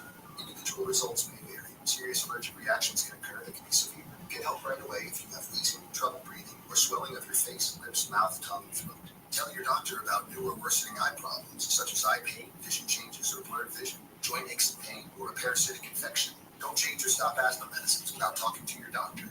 See for yourself. Ask your eczema specialist about Dupixent. Visit Dupixent.com or call 1-844-DUPIXENT. A fraction of a raindrop, 3 grains of salt, at up to 100 times more potent than morphine. The tiniest amount of illegal fentanyl is all it takes to cause an overdose. Fentanyl can be mixed into heroin, cocaine, pressed pills, meth, and other drugs. It could be in your drugs, and you wouldn't be able to see it, taste it, or smell it. Learn more at cdc.gov/stop-overdose. College hoops fans, it's tournament time. The thrill and excitement of March Mania is here, and you can get in on the action with DraftKings Sportsbook, one of America's top-rated sportsbook apps. New customers bet on any college basketball national tournament game and turn $5 into $150 instantly in bonus bets. That's right. To celebrate college basketball's most frenzied time of the year, DraftKings DraftKings is giving new customers a shot to rack up some bonus bets. Download the DraftKings Sportsbook app and use promo code iHeart. New customers can bet $5 to get $150 instantly in bonus bets only with DraftKings Sportsbook with promo code iHeart. That's promo code iHeart. The crown is yours. Must be 21 or older. Indiana only. Bonus bets expire 168 hours after issuance. Eligibility and deposit restrictions apply. Terms at sportsbook.draftkings.com/bball. Gambling problem? Call 1-800-9-WITH-IT. No matter what the day brings, count on Juicy Juice for the good stuff. Give kids the nutrients of real 100% fruit juice to help them conquer the day. Juicy Juice is only sweetened by the fruit, with no sugar added, no high fructose corn syrup, and no artificial sweeteners. Available in family-sized bottles and juice boxes. Find Juicy Juice at your favorite local grocery retailer. Info at juicyjuice.com. Tanya here, and there are many ways that we can all help raise awareness around HIV, but maybe the most important is just talking about it openly and honestly. There's no cure for HIV, but there are effective treatments that, taken as prescribed, can help you live healthy with HIV and get to and stay undetectable, which means the amount of the virus is so low it can't be measured by lab tests. If you're living with HIV and not on treatment, talk to your doctor about treatment options. Learn more at treathivtoday.com. This message was sponsored by Gilead Sciences. $5 credit. AT&T is offering a $5 credit. Why would they even announce that? $5 credit. Oh man, I'm pissed as hell. My phone didn't work. How about $5? Wee, the Tim Conley Jr. Show. I would have to pool my money with my wife's money just to get a hamburger, fries, and Coke. Live 4 to 7 p.m. on KFI and on demand anytime on the iHeartRadio app.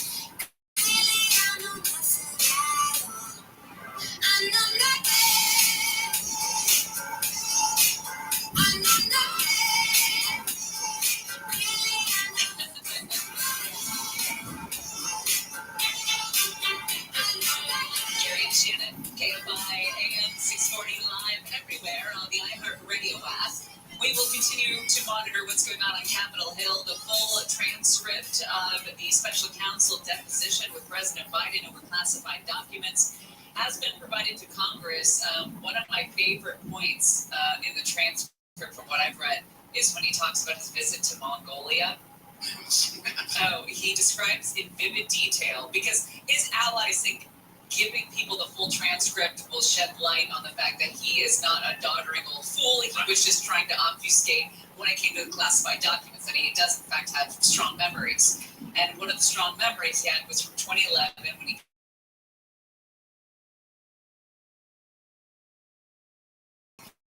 unexpected archery skills at an event to, it was a cultural performance in his honor, and that he wowed everybody with these archery skills he didn't even know he had. That's like a Trump, that's a Trump story. I would brag about it too. Totally. There is also, because of those transcripts, by the way, it has been pointed out that President Biden was the one who brought up the death of Beau Biden first. Yes. It was revisited later, but remember, after the report came out, one of the issues that the president suggested was that Robert Hur asked him about the death of Beau Biden, and then in his news conference later that night, President Biden said, "How dare?" I thought to myself, "How dare he?" Right. I mean, I think that maybe what he meant was, how dare he press him on the issue? Because, roughly midway through the first day of the interview, Hur asks Biden about where he might have stored documents related to the work he was engaged in after he left the vice presidency in 2017. And Biden replies, "Remember, in this time frame, my son is either been deployed or is dying." On the other side, the driver of former President Trump's armored limo on January 6th, has disputed some of the testimony.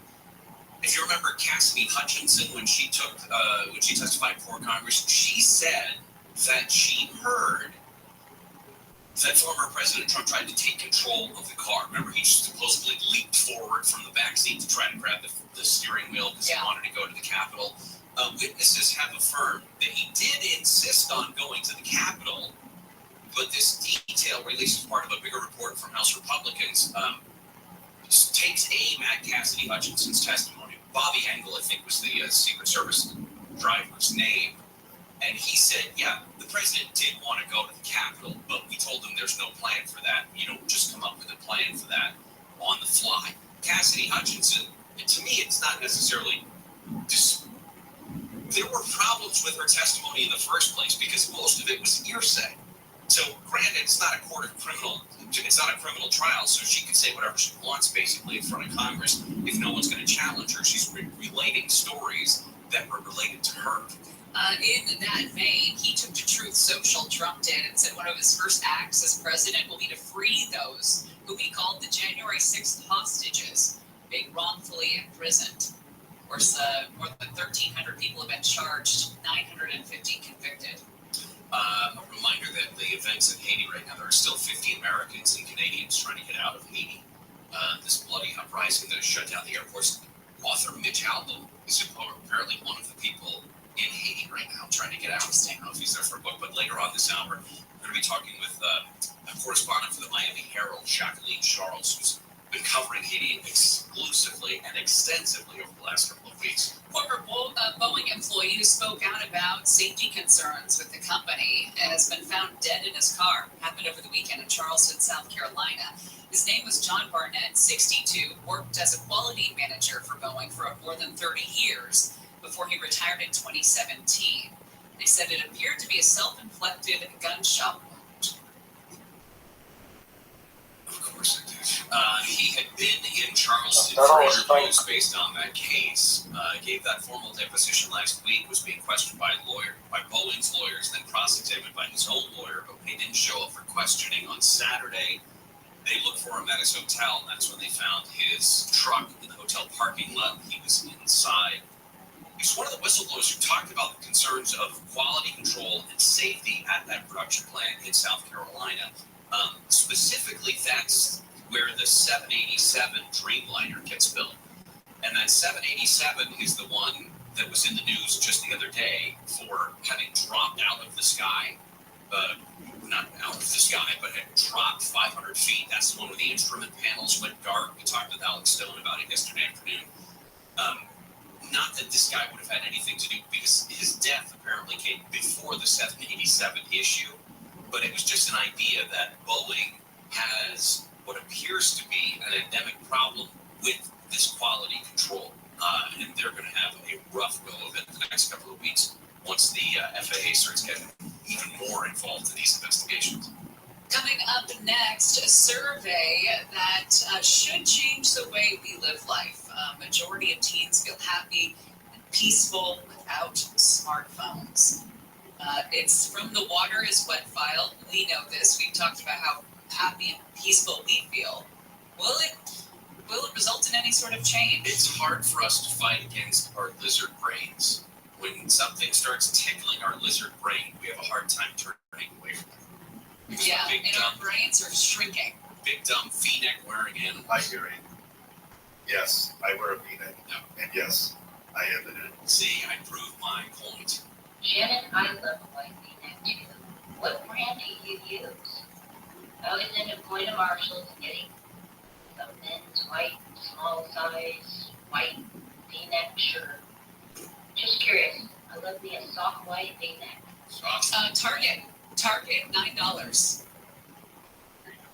Be in all colors, but and there's different cuts. They've got a couple different V-necks usually. Like a deep V. They've got a deeper V. Sometimes they've got cropped V's, which I'm not a fan of because I'm old. Cropped V. The crop top, like Morgan would wear.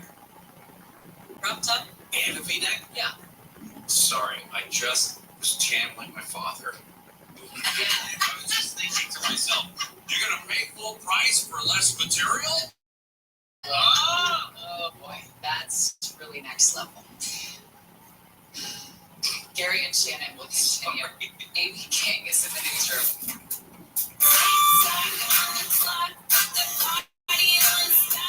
A new bill in California could end daylight saving time and the need to change your clocks. The bill introduced last month is similar to a measure approved by voters in 2018 that says daylight saving time would be repealed and require the state to observe year-round standard time. The American Medical Association says seasonal time changes should be replaced with the standard year-round time. A study published in the Journal of Clinical Sleep Medicine also found following standard time would benefit public health and safety.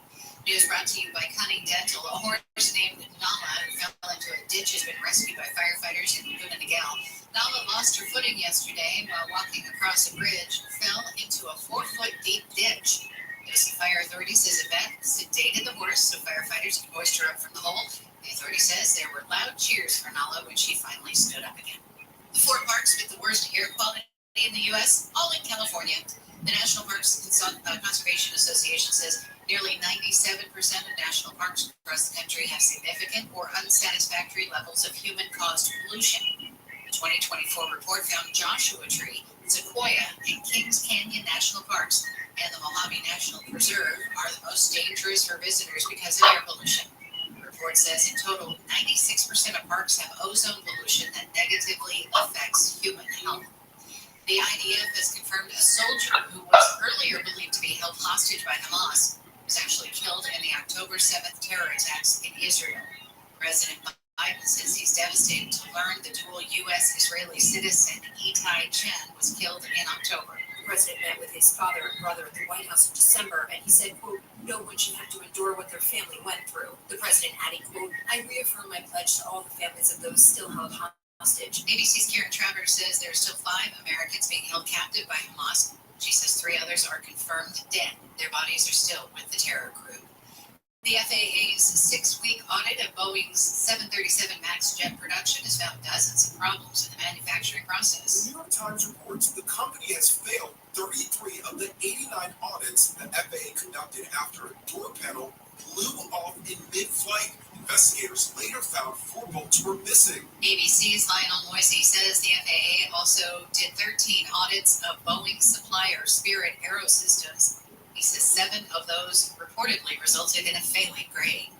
Bitcoin has reached a record high. The cryptocurrency hit over $72,000 yesterday, just a few days after passing the previous high of $69,000 that was set in 21. The record continues a steady climb back up for Bitcoin, which has gone up more than 50% in the past 2 months. Southland weather from KFI becoming sunny. Highs in the mid-60s at the beaches, mid-to-upper 60s in Metro LA, Inland OC, the valleys, and Inland Empire. 50s to low 60s with some gusty winds in the high desert. Clouds tonight, tomorrow morning, clearing off to sunny skies, a little bit warmer with highs in the 60s to low 70s. Sunny skies Thursday and Friday with highs in the low to mid-70s, and we're going to see sunny skies through the weekend. It's 58 in Irvine, 58 in Garden Grove. Time to check in with the KFI in the sky. Maybe somebody was sleeping. Or maybe it's almost the end of the month when we see people moving a lot. They don't tie their mattresses down properly because that's what we've got. 310 freeway westbound at Irwindale Avenue reports of a mattress in the roadway. And nobody wants to stop and move the mattress, so traffic is stopped all the way back from the 57. So that's kind of a mess. We've got problems, just slow traffic on the westbound side of the 60, getting through Hacienda Heights, pretty much all the way into Montebello due to earlier problems. We've got a new crash in Long Beach, 405 northbound. Actually, it's a stall. 405 northbound at Woodruff, making things a bit slow there. On the 5 northbound at Broadway, downtown LA, a stalled school bus tying things up. That thing's pretty slow for a little bit there as you approach the scene. And the 118 westbound at Topeka Canyon, we did have something in lanes, or at least blocking the off-ramp there. It is a closure of some sort, and traffic is quite slow from DeSoto. Will Colesriver, KFI in the sky. College hoops fans, it's tournament time. The thrill and excitement of March Mania is here, and you can get in on the action with DraftKings Sportsbook, one of America's top-rated sportsbook apps. New customers bet on any college basketball national tournament game and turn $5 into $150 instantly in bonus bets. That's right. To celebrate college basketball's most frenzied time of the year, DraftKings is giving new customers a shot to rack up some bonus bets. Download the DraftKings Sportsbook app and use promo code IHEART. New customers can bet $5 to get $150 instantly in bonus bets only with DraftKings Sportsbook with promo code IHEART. That's promo code IHEART. The crown is yours. Must be 21 or older. Indiana only. Bonus bets expire 168 hours after issuance. Eligibility and deposit restrictions apply. Terms at sportsbook.draftkings.com/people. Gambling problem? Call 1-800-9-WITH-IT. It's the Marketers Report. Today Today, Capital One's Chief Brand Officer, Mark Mitry, weighs in on building loyalty with customers. Capital One has really worked to create amazing access moments for our customers.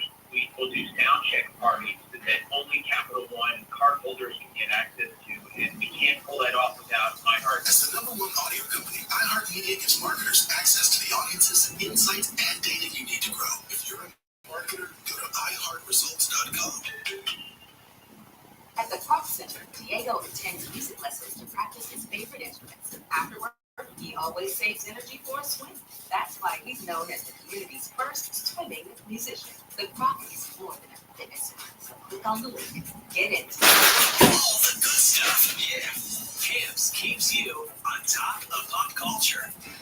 Bon Jovi is rumored to have an album out later this year, but we know for sure that they will also have an upcoming docuseries. Hulu has picked up a 4-part Thank You Goodnight Bon Jovi story, which promises to share 40 years of never-before-seen pictures, videos, and unreleased demos, tracking the guy's wild ride from gigs on the Jersey Shore to legendary rockers who sold over 130 million albums worldwide. The streamer says that the series is making the full cooperation of all past and present members of the band, which could really make for some interesting stories. Thank You Goodnight, the Bon Jovi story, drops April 26th on Hulu. All right.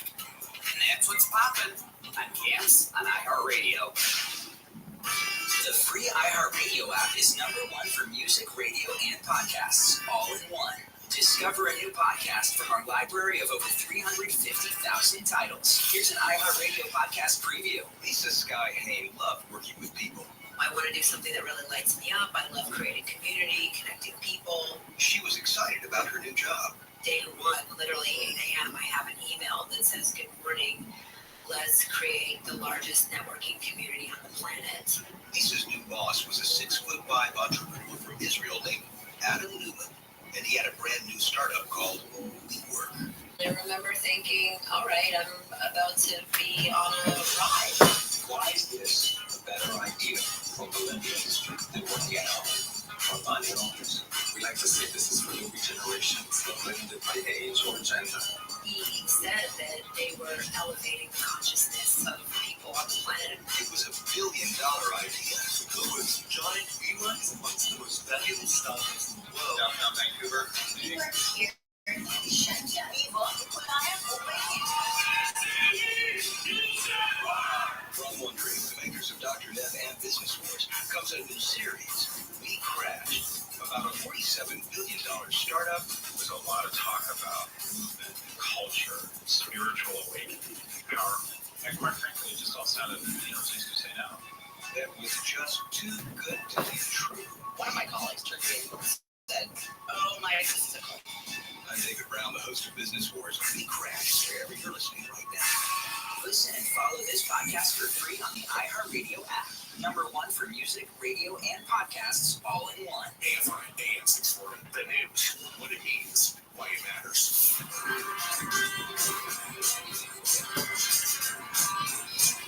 Oh, magnetic guy, chasing clothes.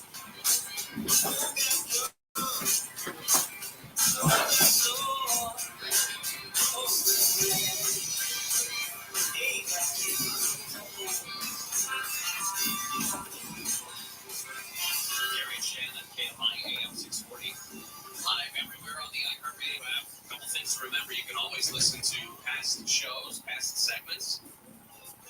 Gary and Shannon on demand. Go to the iHeartMedia app, of course, the iHeartRadio app, and just type in Gary and Shannon. You'll see not only our live feed, but also the past shows, past segments. You can also go to KFIAM640.com and then / Gary and Shannon. You'll see our page there that's got all the information. And then, of course, you can always leave us a message on the talkback feature on the iHeart app, whether it's about deep V-neck T-shirts or shampoo in your eye. Shampoo in your eye. Better than shampoo in your eye. I'm going to use that as the new stick in your eye. I would appreciate that, because that will only bring it up every once in a while. Remind me how stupid I am. Speaking of stupid, the whole Gavin Lux Mookie Betts switcheroo is proving to be just that. I mean, it's a real problem, them switching out, moving Mookie over to short and putting Gavin at second, especially when Gavin had errors like he did at second yesterday in spring training. Now it's early, and it's early to make that switch too, which is probably an indicator of the Dodgers think they've got a problem with Gavin Lux. It seems like he's just way in his head. Well, how do you not? I mean, he's been injured so much early in the career. And there's what, 3 other guys that could probably play, if not 4 other guys that could play shortstop before him. And then you can't send him down. He's already been sent down. That'll just further damage his confidence. You can't get anything for him. It's a real bind. Scott Peterson is going to appear virtually before a San Mateo County judge. That hearing is going on right now. The LA Innocence Project says they have new evidence that supports Scott Peterson's claim of innocence in the death of his wife, Lacey, and their unborn son. The important thing to note is there is a very low bar when it comes to the Innocence Project and quote-unquote new evidence. Well, I guess it's about the van. To me, this is not new evidence. I remember hearing about this orange van that was on fire the morning after... the morning after she disappeared. There's going to be testimony, I believe, if I'm not mistaken, or interviews from people that lived in the area that saw the van the day before she was missing or what have you. This goes back to Mark Garrigus' theory that we're roving, tribes of witches or whatever. Gypsies, yeah, that were stealing pregnant women for sacrificial killings. It's all baloney. There's no chance Scott Peterson is not guilty. Quick note, Al Pacino says he was told not to read the finalists, the nominees for Best Picture, because they were short on time. The squatter hunter, by the way, the LA Times did a great article about this guy who calls himself the squatter hunter. If you've got squatters in your home, he will out-squat your squatters. A new Pew Research Center survey published yesterday found that 74% of teens feel happy when they don't have a smartphone in their hand. Now, how do people respond to this? Because I know this as well. I know that I'm one of the 74%, not a teenager, but I know that I'm happier and more peaceful without my smartphone in my realm. If it's in the other room, I'm much happier, much more peaceful, much more chill. I can focus better. Do you notice it? Yes. Here's the thing: is I'll leave my phone downstairs, especially on a weekend night. I'll leave my phone downstairs. But I usually have it plugged in and charging over on the bookcase near my bed. You also don't understand why people would pay for a crop top because it should cost less without that extra material. You're not the demo of somebody who's addicted to their phones. I spent enough time with you to know that you're not who we should be concerned about. But I fully do get caught up in that lizard brain tickle where time will fly by. Yeah. And I will not remember what just happened. I understand it more when you're waiting for something, whether you're in line at Disneyland or you're at the car wash or what have you. And I get mad at myself when I think, oh, I have this phone. I could just waste all this time. And I'm like, whatever happened to you having a book in your purse at all times? Let me say, I used to be that person. As somebody who likes to judge others simply based on their looks, one of the great things to do when you're in line is watch other people because they're not paying attention to you. You can stare at them. They are so deep in their phone, they will never know that you were judging them from a distance. You also have an oversized appetite when it comes to judging strangers. I have no idea. I do. I do. Not everybody does that. And I would stop admitting it so much. Well, I'm just saying, if I'm actively involved in a conversation with somebody, I'm not going to be distracted by insert name of person to be judged here. Right. It's when I know that I have freed up my brain and they are not paying attention to me, that I will just start throwing stones, man. It sounds like a-hole behavior. Sometimes it fits. Okay. But anyway, back to the survey. Parents and advocates have grown more concerned about the consequences of social media on kids and teenagers' mental health, which of course has prompted federal and state regulators in some places to call for stricter regulations on these platforms. 44% on this Pew survey, 44% of teens said not having their phones made them feel anxious. Again, misinterpreting what the word means. 40% said it made them feel upset. 30% said it made them feel lonely. What have we done to our children? I found this article this morning. I heard about it. It's on honestbroker.com. And it's a story about how entertainment is dead, about how our brains are all wired now to just pay attention to distractions. And that is where we're getting our dopamine hits from, distractions. And how entertainment is shrinking to just bite-sized bits. And that is the future. And it's the train's moving down the tracks and there's no way to stop it. But we could dig into it tomorrow because it's not just entertainment, it's everything we're consuming. And it's changing quickly. And it's changing our brains. Yeah, it's changing. Well, and you can afford to pay $9 for a shirt. Oh, must be nice, living the dream. She saves her money. Is $9 a problem? I think Target does a really good job with that price point. Because then I buy like 6 of them. Whoa. You don't need to go showing off, okay? Or you'll get judged. I like my V-necks. But not the crop tops. Regular length. I'm way too old for that. I don't want to do the work and the maintenance required to bear my midriff. Coming up next, Jacqueline Charles writes for the Miami Herald on what's going on in Haiti. That's coming up next. Amy King is live in the KFI 24-hour news room. A Coast Guard spokesman says the oil sheen in Huntington Beach appears to be natural seepage of crude bubbling up from the ocean floor. The Coast Guard has collected more than 1,000 pounds of oil waste and tar balls from the shoreline since the sheen was spotted in the water on Thursday. Speaking of oil, analysts say prices in the pump will keep going up as we head towards spring break and the summer travel season. Prices dropped to around $3.07 a gallon back in January, with the national average now up to $3.39, according to AAA. In LA County, gas a lot more than that, averaging $4.93 a gallon. It's $4.88 in Orange County. Doesn't anybody use spell check? The Lakers say spelling errors fans have found on the new Kobe Bryant statue outside Crypto.com Arena are going to be fixed. Several players' names are misspelled, among other things. The statue was unveiled last month. The Lakers organization says it's known about the errors for a few weeks now. Clouds this morning, becoming mostly sunny this afternoon. Highs in the low 60s. The beaches, mid to upper 60s. Inland 50s to low 60s in the Antelope Valley. This report brought to you by Lowe's. We've got a crash in Marietta on the 215.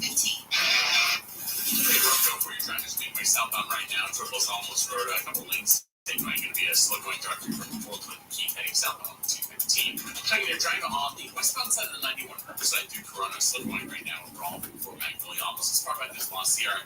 Really heading for you driving Corona, passing 15 from Main Street as you head toward Green River, and then delays further westbound on the 91 as you make with you at Heim Hills before Imperial Highway as you make with for the 55. Southbound side of 57 as you're coming out of Pomona Living Temple, still going through Diamond Bar, passing 60 as you make way through the Brea Canyon, passing Brea Canyon Road. Looks better ahead into Brea itself. KFI in the Sky helps get you there faster. I'm Nick Polioke. As the #1 audio company, iHeartMedia gives you access to all, every audience, live conversations, trusted influencers, and the insights and data you need to grow. iHeartMedia is your access company. Go to iHeartResults.com for more. The Consumer Price Index was released this morning. It showed headline inflation posting the biggest monthly increase in February since last fall. February's Consumer Price Index was up 3.2% from a year earlier. Core prices gained 3.8%. The main factors for those higher prices, the cost of housing, car insurance, and gasoline. The data could dictate the future for the Federal Reserve and interest rates, but traders believe the Fed won't start cutting rates until at least June. The FAA's audit of Boeing's 737 MAX production reportedly found dozens of issues. Silvana Anau reports. The review follows the door panel blowout on the Alaska Airlines flight in January. The New York Times reports the investigation shows Boeing failed a check dealing with the door plug. The audit also raised concerns about the technicians who did the work. In a statement to Reuters, Boeing says it continues to implement changes and develop a plan to strengthen quality and safety. Today is Equal Pay Day, symbolizing how far into the year women must work to earn what men earned last year. Recruiter Julie Camp says women will catch up to men on the pay scale, but it'll take some time. It's been a tough walk, and we're just not getting there in a pace that I think we should be. She says it's hard to narrow the gap because many women cannot pick up and move just for a better paying job. So while you can only act expectations in many states because of salary band laws, there's still such an incredible gap. It's hard for them to make it up. COVID also set women back since many had to stay home with their kids when schools were closed. Pew Research numbers show that women in the U.S. are not expected to achieve equal pay until 2059. Bitcoin is hitting a record high. The cryptocurrency hit over $72,000 on Monday, just after passing the previous high of $69,000 set in 2021. The record continues a steady climb back up for Bitcoin, which has gone up over 15% in the past 2 months. Consumer and business news, Aaron Rayal, NBC News Radio.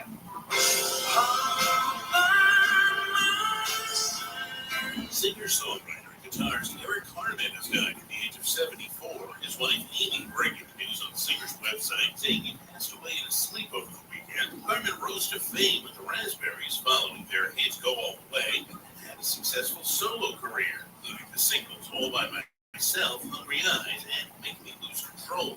Jimmy Kimmel says he was asked not to read former President Trump's post criticizing him during Sunday's Academy Award ceremony. In an interview with Kelly and Mark following the show, he said he was told he had a little bit of time and that he's going to read the Trump tweet. Then he was told, no, don't read that. In Trump's post, he blasted Kimmel's performance as host, calling the Oscars disjointed, boring, and unfair. After reading the post to the audience, Kimmel addressed Trump by saying, "Thank you for watching. I'm surprised you're still... Isn't it past your jail time?" Jolene.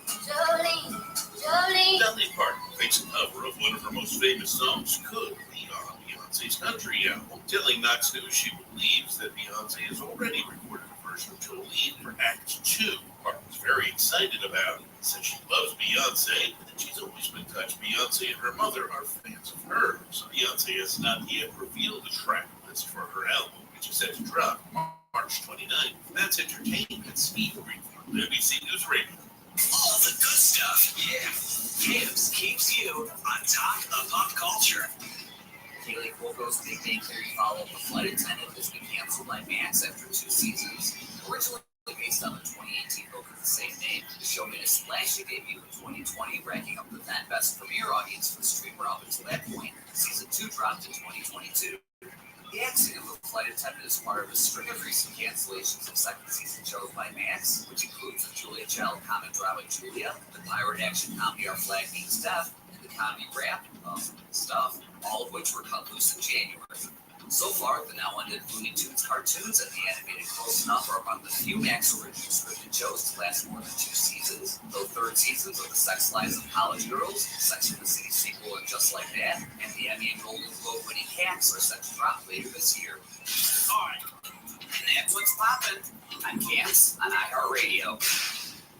We've gotten to the point where we have recalls because we didn't like that person who won. They're not necessarily grounded in anything substantive other than politics. If you think that a recall is going to get you closer to getting rid of Gavin Newsom, Kelly, you're not understanding the larger picture. Live 7 to 10 p.m. on KFI and on demand anytime on the iHeartRadio app. I cannot be the only one.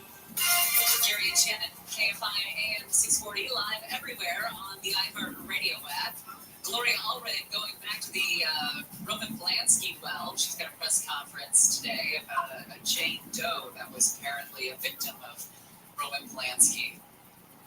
New Kobe Bryant statue outside Crypto.com Arena apparently has some spelling errors, several errors on the marble base of the statue. We'll talk about it coming up in the next hour. Haitian Prime Minister Ariel Henry announced last night that he's going to resign once a transitional presidential council is created in Haiti. This is because of mounting international pressure to make way for any leadership in that country that's been overwhelmed in the last couple of weeks, even you could say a couple of years, by violent gangs. I reached out to Jacqueline Charles, who writes specifically about Haiti and other Caribbean countries, for the Miami Herald, and Jacqueline was nice enough to join us today for an update on what's going on. First of all, Jacqueline, thanks for taking time for us today. Thanks for being interested in this story. Well, I've been to Haiti a couple of times. My wife had been a couple of dozen times, so I know at least some of the footprint of what's going on there. Give us an update with the Prime Minister announcing that he's going to step down once this transitional presidential council is put in place. Where do we stand? How much does that change the tenor of what's going on there? So I'm not sure if your listeners have been following what's been happening, but the Prime Minister was in Kenya, but he was finalizing a security agreement with the Kenyan government to have about 1,000 police officers deployed to Haiti to help the Haitian National Police combat these warring gangs, which some people say should be, referred to more as armed groups. And so when that news was announced, what we saw was a crescendo in the violence. So there were these coordinated attacks where the gangs overtook police stations, and they fled the police stations. They started shooting around the airport, which led to the suspension of international flights. They attacked the port, which resulted in hundreds of containers basically not being able to move, and then eventually ransacked. And then they kept threatening that they were going to go after the palace. But in the meantime, they orchestrated two massive prison breaks of the country's two largest prisons. So today we have thousands of criminals, including murderers, kidnappers, and some of the people who were indicted in the assassination of the country's president until 2021. They're basically going free, onto the streets. And the gangs were demanding the resignation of Prime Minister Ariel Henry, who basically has been in office since that assassination. Well, he announced yesterday his intentions to resign after being the Miami Herald wrote the story last week that the U.S. asked him to resign, despite the fact that, the White House, denied it, but, they later corrected themselves. Yes, there was a request for him to resign, and they started working with the Caribbean community to put together some sort of transitional government. And yesterday, they decided on the contours of this. We're still waiting to see if this is even going to be accepted. Because a lot of nations are having doubts that, you can run a country where you have quote-unquote 7 presidents. I mean, that's how long this panel is. It's unclear how it's going to govern. But we have not heard yet from the gang in terms of their reaction. They do not have a seat in the new transitional government. They have been demanding amnesty. They don't want to see a foreign force to come in there. But we're waiting. Today it's a little calmer. The police, and we can call of the Haitian army, they've taken control of the main port. They managed to get some trucks out with fuel because the last couple of days, as a result of this unrest, there's no fuel, there's no food, potable water is running low, hospitals don't have oxygen, so that are functioning because the gangs have also taken over some of these hospitals. So it really is a horrible, horrible, frightening situation right now. What do the gangs want? Has that been made clear? And will the chaos continue and even escalate if they don't get a seat at the table? Well, so that is a question. What is it that they want? I mean, there are like 300 gangs according to, the UN. And so the ones that have spoken out, you hear them talk about, the country is badly governed, it's mismanaged, and Ariel Henry needs to go. Okay, so Ariel Henry needs to go. But what else do you want?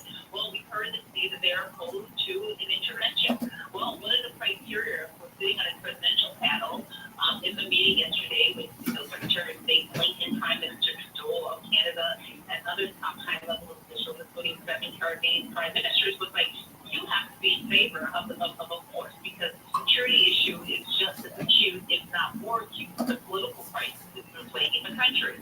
And we've heard the gang talk about amnesty. One of the things that they also made clear is that you cannot have a criminal record and you cannot be under a United Nations sanction. To date, I think there are 5 gang members that have been sanctioned by the United States, including this gentleman known as quote-unquote barbecue. The middle name is Jimmy Sherry, the former police officer.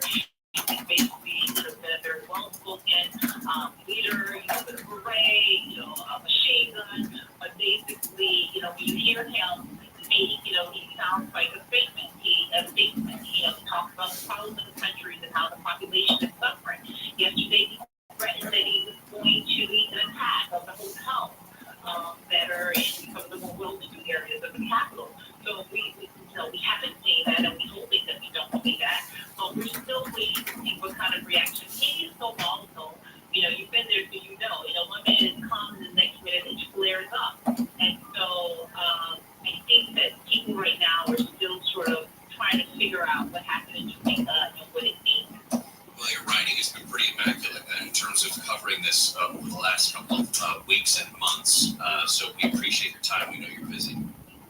Thank you so much.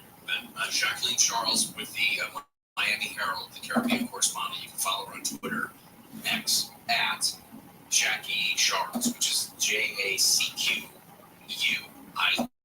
Jackie Charles. The squatter hunter and historian when we return to Gary and Jen. If you didn't like that opinion, keep listening. We've got a few more. KFI. And KOST HD2. Los Angeles, Orange County. Live everywhere on the iHeart Radio app. We've got her on the Hill,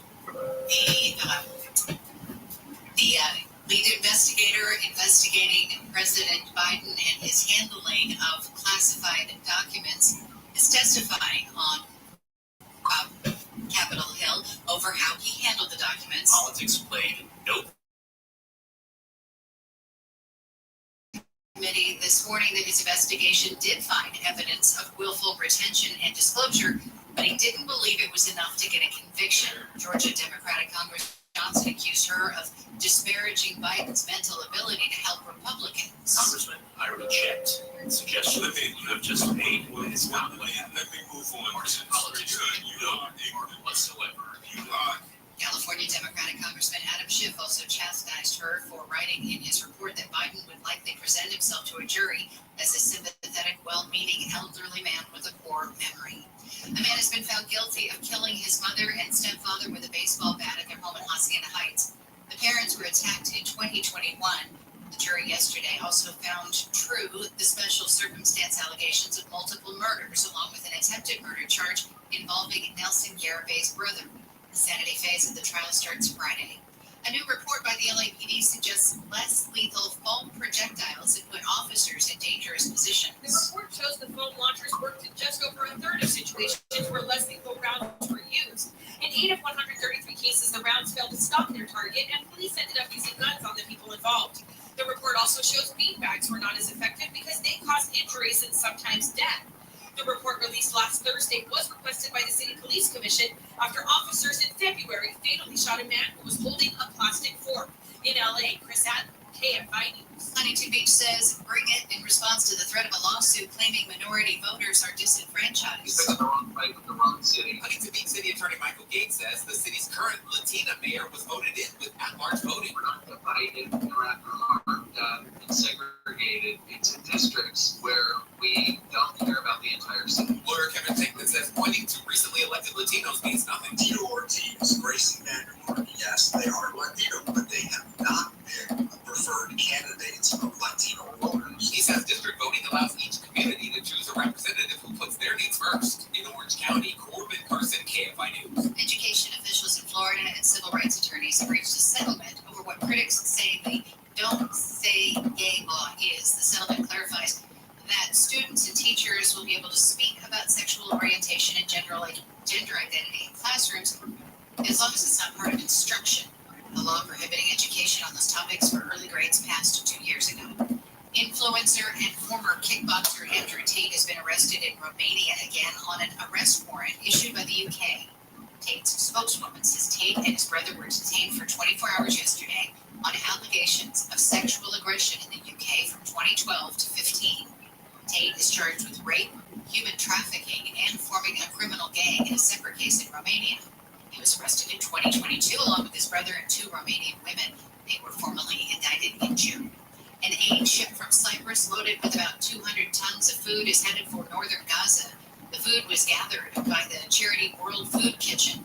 This worker says it's on a barge attached to a ship belonging to the Spanish aid group Open Arms. Well, we've done truckloads of food through the Rafah crossing. We've done airdrops with the Jordanian army.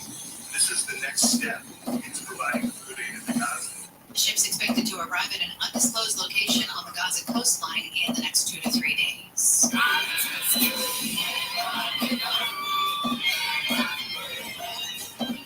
Ryan Gosling made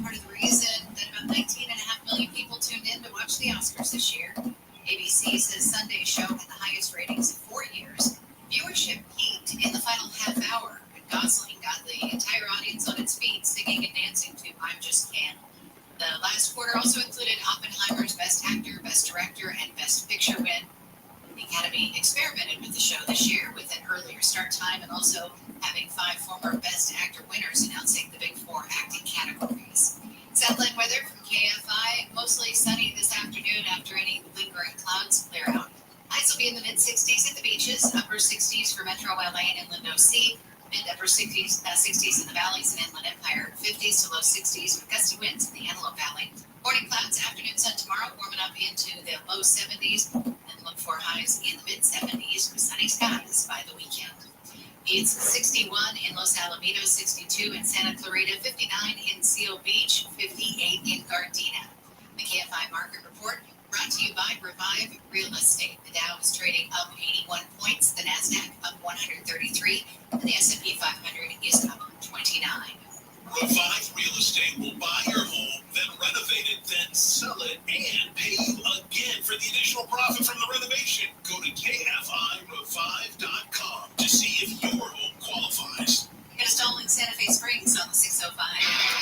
Sometimes and also looks like South Transition is working for you're driving on the 605 South Transition to the 5 northbound. That shut down until about 3 o'clock this afternoon. So both of those situations really making it a rough go for your driving. As you make way through the Bear right now, from as far back as Whittier Boulevard, the northbound side of the 605. Not too bad from the 105 to the 5 in. You really won't pick up any delays until you're getting through the Whittier area, Whittier adjacent for about Beverly Boulevard. And you go about on the 605 down the 60 toward the 10. Definitely going to be a slow one for you there. Check out the drive for you in the SGV St. Gabriel Valley. You'll see delays on the westbound side of the 210 coming out of Glendora, of course, Sunflower as you're making your way into Rodeo Avenue. It looks like Big Rig and a couple of cars got into it, mostly down to the right shoulder, but partially blocking the right lane. So that's why it's especially heavy from there. 10 West is an alternate. The 210 westbound not looking all that much better for you right now coming through the Caminas. From as far back as Barranca or even Grand is seeing that slow down for you. Continuing stretches toward downtown LA in the 101 to 60 westbound. Not too overall out of Chino off the 71, continuing toward downtown LA and the 10 West Santa Monica Freeway. KFI in the Sky helps get you there faster. I'm in Collier, Keys. You'll never know the feeling until you experience it here yourself at Disneyland Resort. It's here every year, and it's beyond anything you've ever felt before.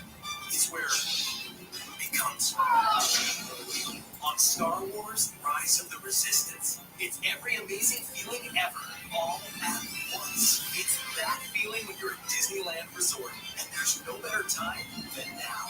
Visit Disneyland.com for details on admission, reservation, required furniture. Spectrum One is a big deal. You get Spectrum Internet with the most reliable internet speeds, free advanced Wi-Fi for enhanced security and privacy, and a free Spectrum Mobile Unlimited line with nationwide 5G included, all while saving big. For the big speed, big reliability, and big savings you want, get Spectrum One. Just $49.99 a month for 12 months. Visit spectrum.com/big deal for full details. Offer subject to change. Valid for qualified residential customers only. Service not available in all areas. Restrictions apply. Every March, Jersey Mike's turns money from subs into charitable donations. And March 27th is Jersey Mike's annual day of giving, where 100% of sales of every sub are given back to the community. And to kick off all that giving, Peter gave me an apron. I'm honored. Looking good, Daddy. We've got subs to make, though. Yeah, now I know why you gave me the apron. Join us Wednesday, March 27th for Jersey Mike's Day of Giving. Be a sub above. College hoops fans, it's tournament time. The thrill and excitement of March Mania is here, and you can get in on the action with DraftKings Sportsbook, one of America's top-rated sportsbook apps. New customers bet on any college basketball national tournament game, entering $5 into $150 instantly in bonus bets. That's right. To celebrate college basketball's most frenzied time of the year, DraftKings is giving new customers a shot to rack up some bonus bets. Download the DraftKings Sportsbook app and use promo code IHEART. New customers can bet $5 to get $150 instantly in bonus bets only with DraftKings Sportsbook. With promo code IHEART. That's promo code IHEART. The crown is yours. Must be 21 or older. Indiana only. Bonus bets expire 168 hours after issuance. Eligibility and deposit restrictions apply. Terms at sportsbook.draftkings.com/bball. Gambling problem? Call 1-800-9-WITH-IT.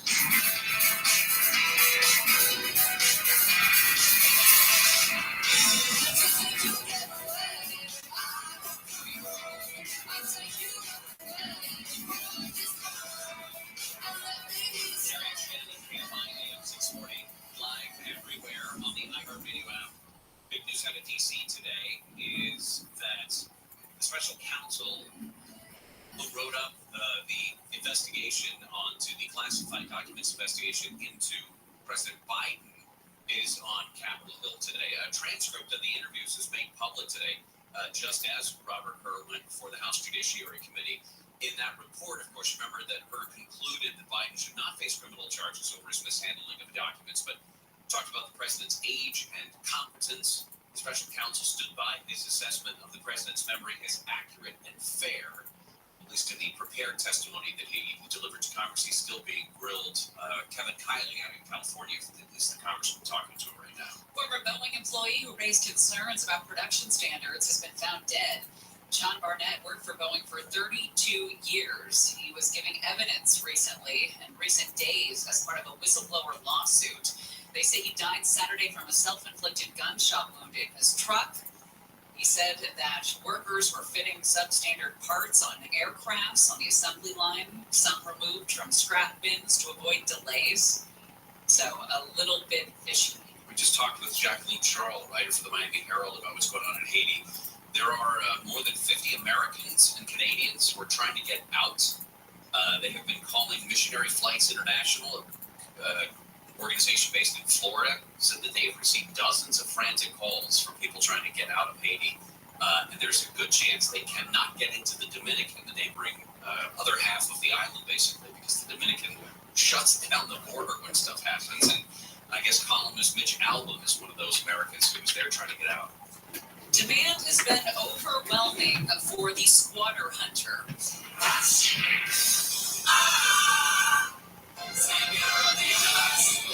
That's the Flash Gordon thing. Flash Shelton is his name. And he out-squats the squatters. The plan is simple. Live with the squatter. Dirty the bathroom. Hang out on the couch. Take the TV remote. Blast music. Drink their drinks. Eat their food. Put it all on YouTube. Shame them publicly. He charges $5,000 as the base for a minimum job. Sometimes it takes hours, sometimes it takes weeks. There is no maximum cost for the squatter hunter. Flash Shelton joins us now. Talk about this, man. This is a gutsy move. How do you get into the world of out-squatting squatters? Hey guys, so unfortunately it happened in my family.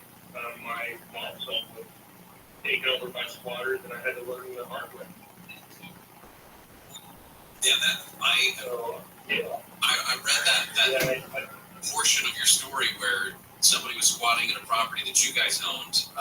My parents passed away recently, and we've had a couple of properties that, trust me, we've toyed with the idea of what happens if somebody goes in. My parents had a squatter at their rental property. His name was Keith. And it's hell to get these people out. And they trash the place, too. Hey, Flash, can you hold on a minute? We're going to take a quick break. Sorry, we ran late there. Because I want to talk to you about how you do this, how long you've been doing this, what the MO is, about your team and everything. Can you hang on a minute? Awesome. Flash Shelton, our squatter hunter. We'll talk more with Flash here in just a couple of minutes. Amy King is live in the KFI 24-hour newsroom. People who live near the Chiquita Canyon landfill can apply today for relocation services and assistance through a website launched by the landfill operators. The EPA issued a statement in February saying the landfill presents an imminent and substantial endangerment to air and water pollution. A proposal in the state assembly to provide state-funded legal assistance to illegal migrants trying to avoid deportation and establish residency, even those with felony convictions, is headed for a hearing today before the Assembly Committee on the Judiciary. Airbnb is banning indoor security cameras from all of its listings. The rental company previously allowed indoor security cameras to be used in common areas, placed in visible areas, if they weren't disclosed on the listing page. The company announced yesterday that outdoor security cameras will still be allowed. Morning clouds clearing this afternoon, highs in the 50s to upper 60s. From the Southern California Toyota Dealers Traffic Center, let's go places. We've got a crash in South LA on the 110. We're trying to go outside. Looks like it is going to be in the left lane, and that's just before Manchester. So we're up to the driving 110 northbound from as far back as the Lee Century Boulevard. And an unrelated slowing continuing ahead for your drive. They're downtown past the 10 to the 101. The southbound side of the 110 not looking all that much better for you. As you come away from about Academy Road or Solano, heading southbound on the 110, that'll be stretches to slowing for your drive. Back through South Atlanta as you make your way toward at least Slauson. Also on the southbound side of the 101, as you come out of the Woodland Hills area, leaving Winnetka Avenue, heavy stretches of slowing for you pretty much straight on through into downtown to the 110. KFI in the sky helps get you there faster. I'm Nick Polioki. Paz interior. Para mí encender una demanda de un baño con velas, con sonidos y una escena tropical de fondo. Paz interior. Allá voy. Entregas gratis en un día de bombas de baño y millones de productos más. Lo que te gusta está en Prime. College hoops fans, it's tournament time. The thrill and excitement of March Mania is here, and you can get in on the action with DraftKings Sportsbook, one of America's top-rated sportsbook apps. New customers bet on any college basketball national tournament game and turn $5 into $150 instantly in bonus bets. That's right. To celebrate college basketball's most frenzied time of the year, DraftKings is giving new customers a shot to rack up some bonus bets. Download the DraftKings Sportsbook app and use promo code IHEART. New customers can bet $5 to get $150 instantly in bonus bets only with DraftKings Sportsbook. With promo code IHEART. That's promo code IHEART. The crown is yours. Must be 21 or older. Indiana only. Bonus bets expire 168 hours after issuance. Eligibility and deposit restrictions apply. Terms at sportsbook.draftkings.com/bball. Gambling problem? Call 1-800-9-WITH-IT. Hey, you got any gum? Yeah, check my backpack.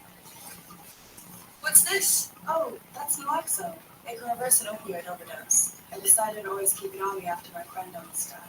It saved his life. Oh, wow. I'm so sorry. That makes me want to have it with me, too. You totally should. Check the pharmacy. It was actually really easy to get, and it's easy to use. I definitely will. Thanks. Naloxone saves lives. Learn more at cdc.gov/stop-overdose.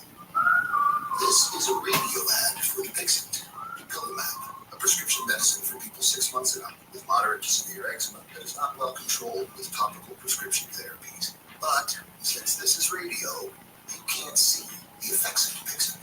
You can't see how it helps you stay ahead of your eczema, or how it helps block a key source of inflammation inside the body that could be causing eczema. You can't see how it helps heal your skin from within.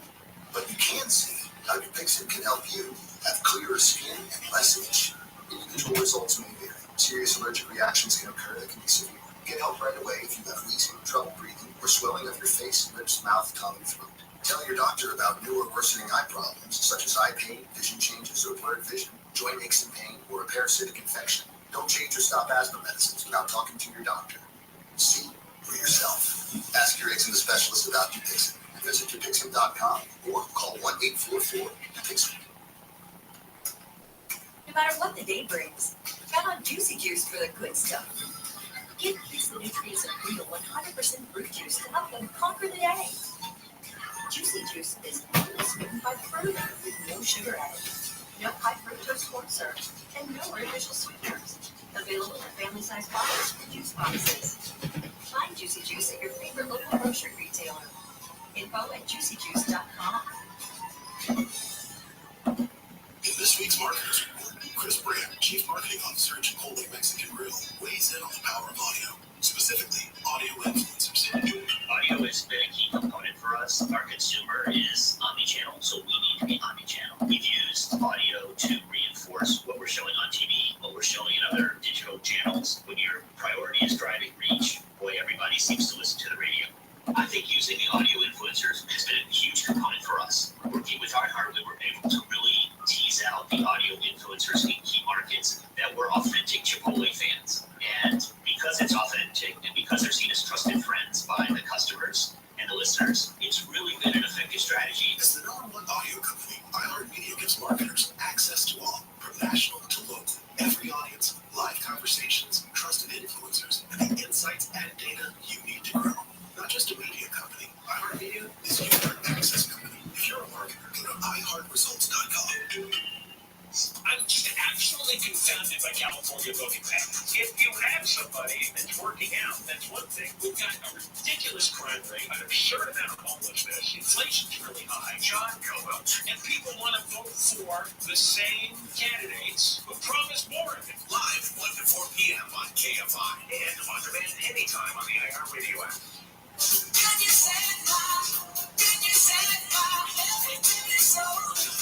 Gary and Sheila. KFI AM 640 live everywhere on the iHeartRadio app. There's a new fashion trend to tell you about. It involves Trader Joe's. Oh yeah, that's right. We're talking with Flash Shelton, the squatter hunter. Has been profiled a couple of different times in a couple of different places on TV. We saw him in the LA Times today, and he joins us now with more on all of this. Thank you. Flash, you were telling us that it happened to you that somebody wanted to rent one of your family's homes, and then you turned her down, but she broke in, basically moved in, took her furniture in, and you had to find a way to get her out of there. Now, first of all, the laws that allow this are wild, in my opinion, right? I mean, where did they even come from that would allow somebody to have these rights to a property that they don't own? Well, I mean, it's ridiculous, and it's just beyond comprehension why it's allowed. But the laws originated in the 1800s, and it was mainly for settlers, settling on undesignated land that wasn't already classified by government. So the laws that have adapted and kind of changed today that allows this to happen on residential properties just is ridiculous, and it needs to change. And changing the laws, that is my main objective. I'm helping as many people as I can, but my main goal is to change these laws. So I would imagine there's a surge of adrenaline that goes into this when you go and you take over a home from a squatter by squatting on top of them. What is that like, gaining entry initially?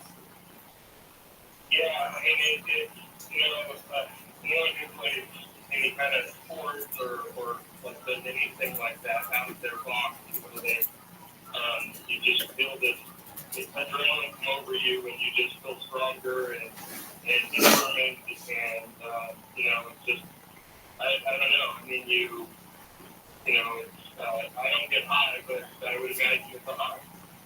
What are the craziest things that you've encountered when it comes to these people?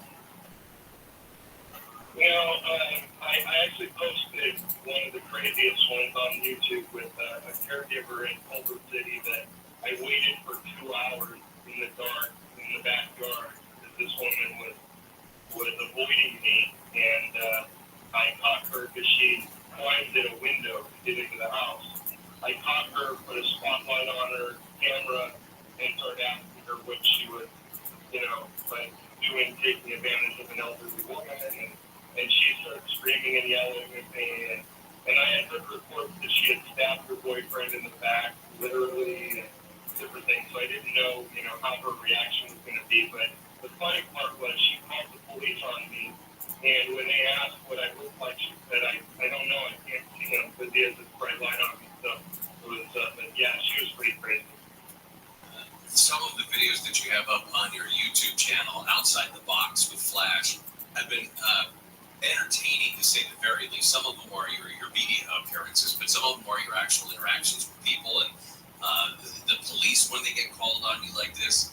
And I also know you mentioned there that you're talking about changing the laws. How can you do that? I mean, I know you're raising money to do just that, but how do you, once you do get a bunch of this capital, what do you do with it?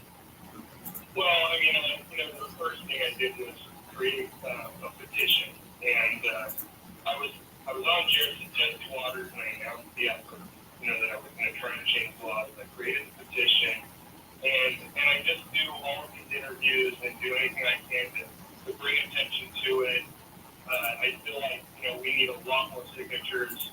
Right now, I feel that, one of the messages that I try to get across is that some people, they're afraid to sign petitions. They think that if the law changes, it's going to affect their tenant rights. And I want to make it very clear that tenant rights and squatter rights need to to be completely separated, and I understand right now the lines are blurred. But my intention is to make, squatting an illegal act in residential maintained properties. And if a tenant never had a legal right to be there in the first place, they are due process and they are not considered squatters. And that doesn't have to necessarily be a written agreement, right? It can't just be a verbal, casual agreement between the homeowner and the tenant. It can be a verbal agreement, and the fact is today there's going to be an email, there's going to be a text message, there's going to be some sort of payment. There's going to be ways for tenants to prove that they had an acknowledged consent to be on the property, in the house. A squatter can't provide that, and when they provide a fake lease, that should be an additional criminal act. So you have a website, squatterhunters.com, where you offer your services. People can get details, but it says here in this LA Times piece that over the last year, you've conducted hundreds of Zoom consultations. Has business just skyrocketed recently? Yes, the first time my video went viral was March of 2023. I've been doing this. 2019 was my original squatter situation, but the Zoom calls are in across the U.S. and in a few other countries, and I typically start, or I start every situation with a Zoom call. I ask for $150 contribution to Squatter Watch Inc., and then I do a 40-minute Zoom to personalize it, and most of the time I'm just giving advice, so I'm telling you how to handle it. I'm breaking down their situation and detailing it simple for them. And in some cases, they want me to actually, bring my crew and show up. And sometimes it's just an easy lockout. And other times it's, we have to get a lease and move in and basically set up cameras and tell them they're on a reality show, and that's what happens. I see you're a Pittsburgh Steelers fan. How do you feel about Russell Wilson? Yeah, I'm kind of on the fence. Well, at least that position is like creating some conversation for the Steelers for the first time in a while. Yeah, I think, I certainly happy to give them a chance, and I will be hoping for the best. I love the optimism. We have to be. It's in short supply. Maybe a dose of Mike Tomlin will put him into better shape. Good idea. Right. So, it's been very successful, and I'm just like I said, I'm going to continue to do this, and hopefully one day they'll have a name on a rock bill, and we'll be able to move forward and separate this law out and help everybody. Flash, thank you. Flash, is that your real name, by the way? Since I was a little kid, it's the only name I've gone by, so it is. Flash Shelton, and they're the Squatter Hunter. You can check them out at squatterhunters.com, and good luck to you, Flash. All right, thank you. Thanks, man. Appreciate it. Kobe Bryant gets a statue, but from somebody who doesn't know how to spell, unfortunately. So, we'll talk about that. Reminder that if you miss any part of our show, you can always go back and listen on demand. If you go to the iHeartRadio app, just type in Gary and Shannon. You'll see this show and past shows. And if you are on the website, you can go to KFIAM640.com/Gary and Shannon. Not / Gary and Shannon. You'll see all of our stuff there. Deborah Mark is in the KFI 24-hour newsroom. Special counsel Robert Hur has defended his recommendation not to file criminal charges against President Biden for his handling of classified documents. Politics played no part whatsoever in my investigative steps. He told the House Judiciary Committee this morning his investigation did find evidence of willful retention and disclosure, but he did not believe it was enough to get a conviction. Georgia Democratic Congressman Hank Johnson accused her of disparaging Biden's mental ability to help Republicans. Congressman, I reject the suggestion that you have just made. It's not what happened. Let me move on. Partisan politics You are whatsoever. You are. California Democratic Hi. Congressman No, I have sound. Schiff also chastised her for writing himself to a jury as a sympathetic, well-meaning elderly man with a poor memory. The news is brought to you by 1-800-GOT-JUMP. A panel of justices has overturned the murder conviction of a homeless man found guilty of fatally shooting another man at a motel in Anaheim. Luke Lampers was convicted in 2019 for murder and kidnapping. A judge sentenced Lampers to life. Let's see now. Can you hear me now? Was overturned yesterday because justices say the judge failed to instruct jurors on lesser charges of second-degree murder and manslaughter. The case has been sent back for another trial. Investigators are trying to figure out the cause of the fatal crash involving a Forest Service truck and 2 other cars near Ukaiba. Photos from the scene show a firefighter crew truck flipped over and vehicle parts scattered all around the area of Highway 38. The crash happened Saturday afternoon, killing 1 person in a civilian vehicle. All 9 firefighters in the truck were injured and taken to a hospital.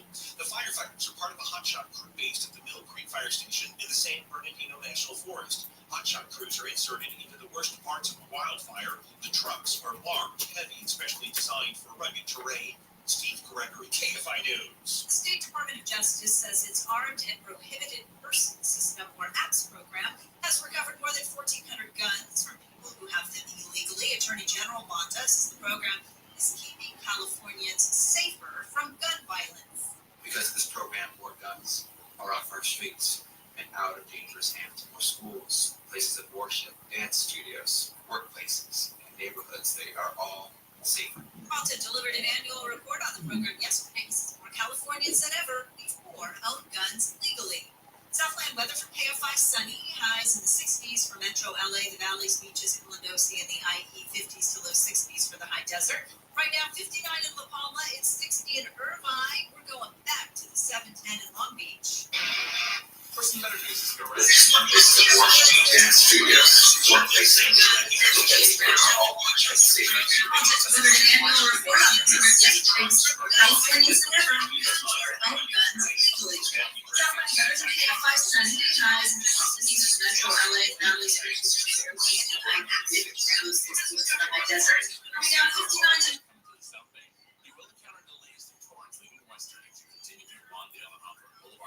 as you make way into Hawthorne Turbo Restaurant down here from the northbound 405, leaving the waterfront out of Hawthorne and Lennox. That's still going through traffic as you make way all the way through West LA towards Santa Monica Boulevard.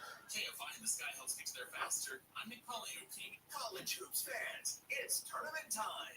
The thrill and excitement of March Mania is here, and you can get in on the action with DraftKings Sportsbook, one of America's top-rated sportsbook apps. New customers bet on any college basketball national tournament game and turn $5 into $150 instantly in bonus bets. That's right. To celebrate college basketball's most frenzied time of the year, DraftKings is giving new customers a shot to rack up some bonus bets. Download the DraftKings Sportsbook app and use promo code iHeart. New customers can bet $5 to get $150 instantly in bonus bets only with DraftKings Sportsbook. With promo code iHeart. That's promo code iHeart. The crown is yours. Must be 21 or older. Indiana only. Bonus bets expire 168 hours after issuance. Eligibility and deposit restrictions apply. Terms at sportsbook.draftkings.com/bball. Gambling problem? Call 1-800-9-WITH-IT. At My Great Clip Salon, I get to use my skills as a stylist to make customers look and feel great.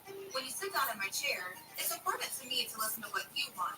And when your haircut's done, I'll save your details in clip notes so you can get the look you love at any Great Clip Salon, anywhere you are.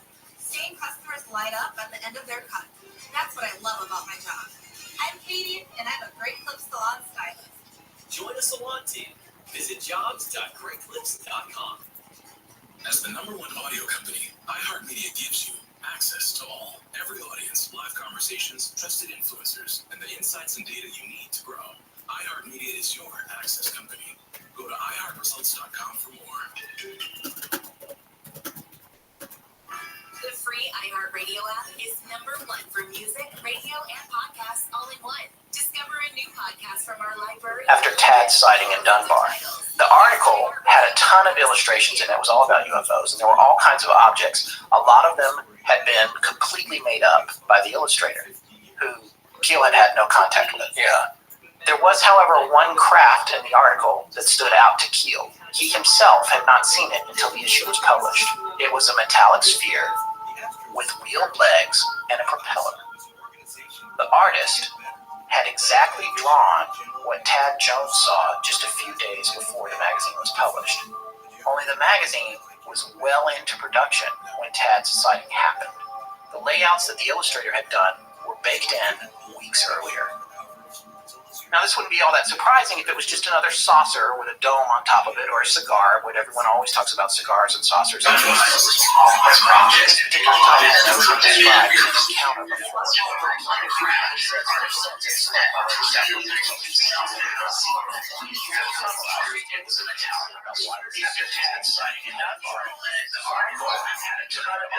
Drawn by an artist for a publication that had not yet been released, and an accompanying article that John Keel had written.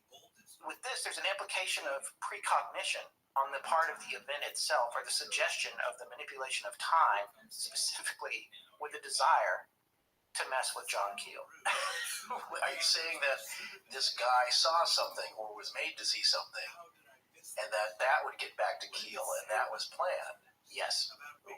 That's what I'm saying, and I'm saying that that's what Keel seemed to believe. That was his feeling. That's when he was starting to unravel a little bit. Why is the machinations of all this happening specifically to freak me out? Right. Casey talks about this, the Spiritus Mundi, the band of thought that encircles the earth. Why did Da Vinci come up with flying machines and flamethrowers and things that had no practical engineering capability at the time? Yet he was coming up with ideas that seemed far ahead of his time. Yeah. And really in the band of thought, is there any time or space? It's all one long now. So this guy's pulling something. But, we've talked about this before, the second connection between things that happen, natural phenomena that happen, or unnatural phenomena that happens, and people's thoughts. Especially people that are directing their thoughts towards the phenomena. Here's the other thing about this particular craft, and Tad Jones, by the way. He owned an appliance store.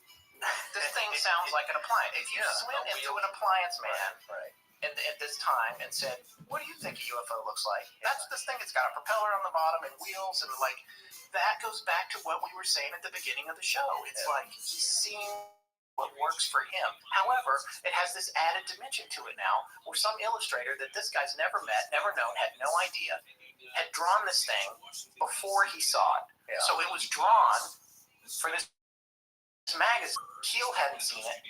The witness hadn't seen it. Then it appears in front of the witness, and then Keel picks up the magazine to check probably and see if there's any misprints in his article, and he looks down and sees a picture of the UFO that the witness outside of Point Pleasant saw just a few days earlier that was drawn before he saw it. What?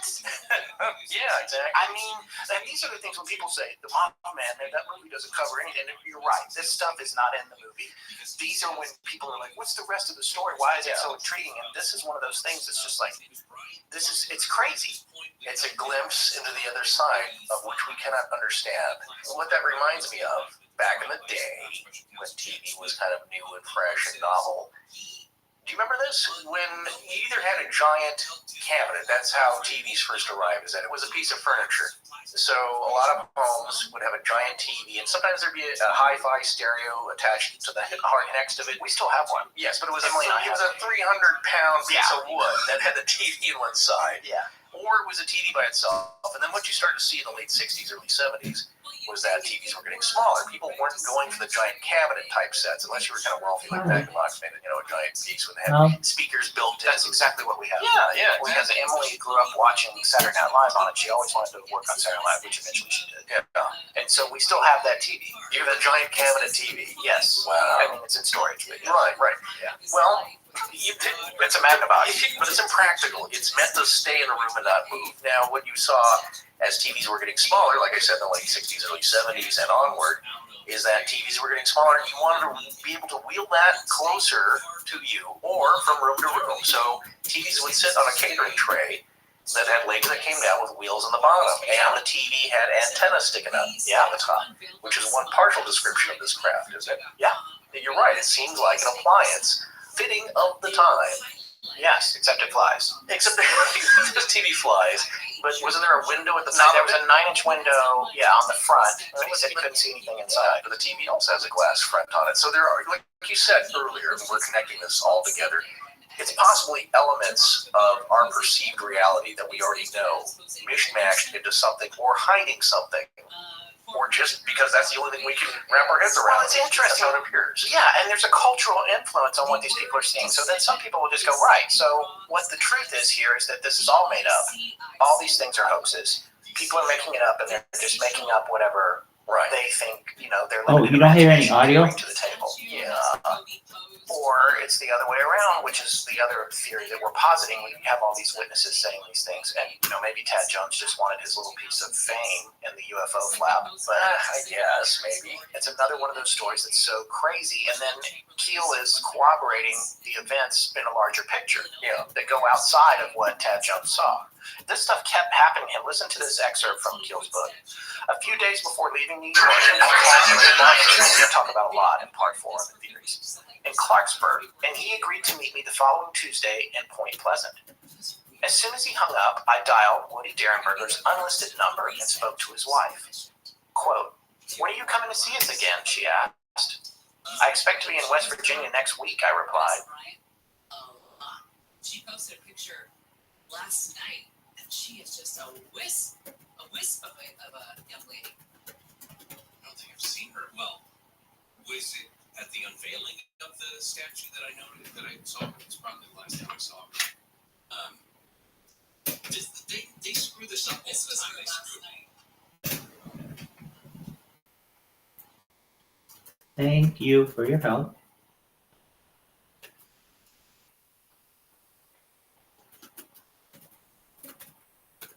This is my first time streaming on this platform. Okay, let's hear it now. Oh.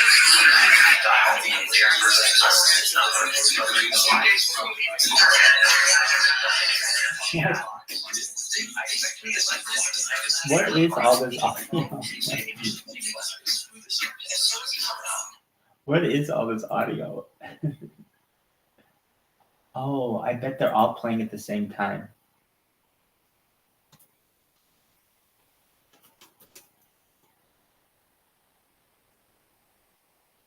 Oh, what happened?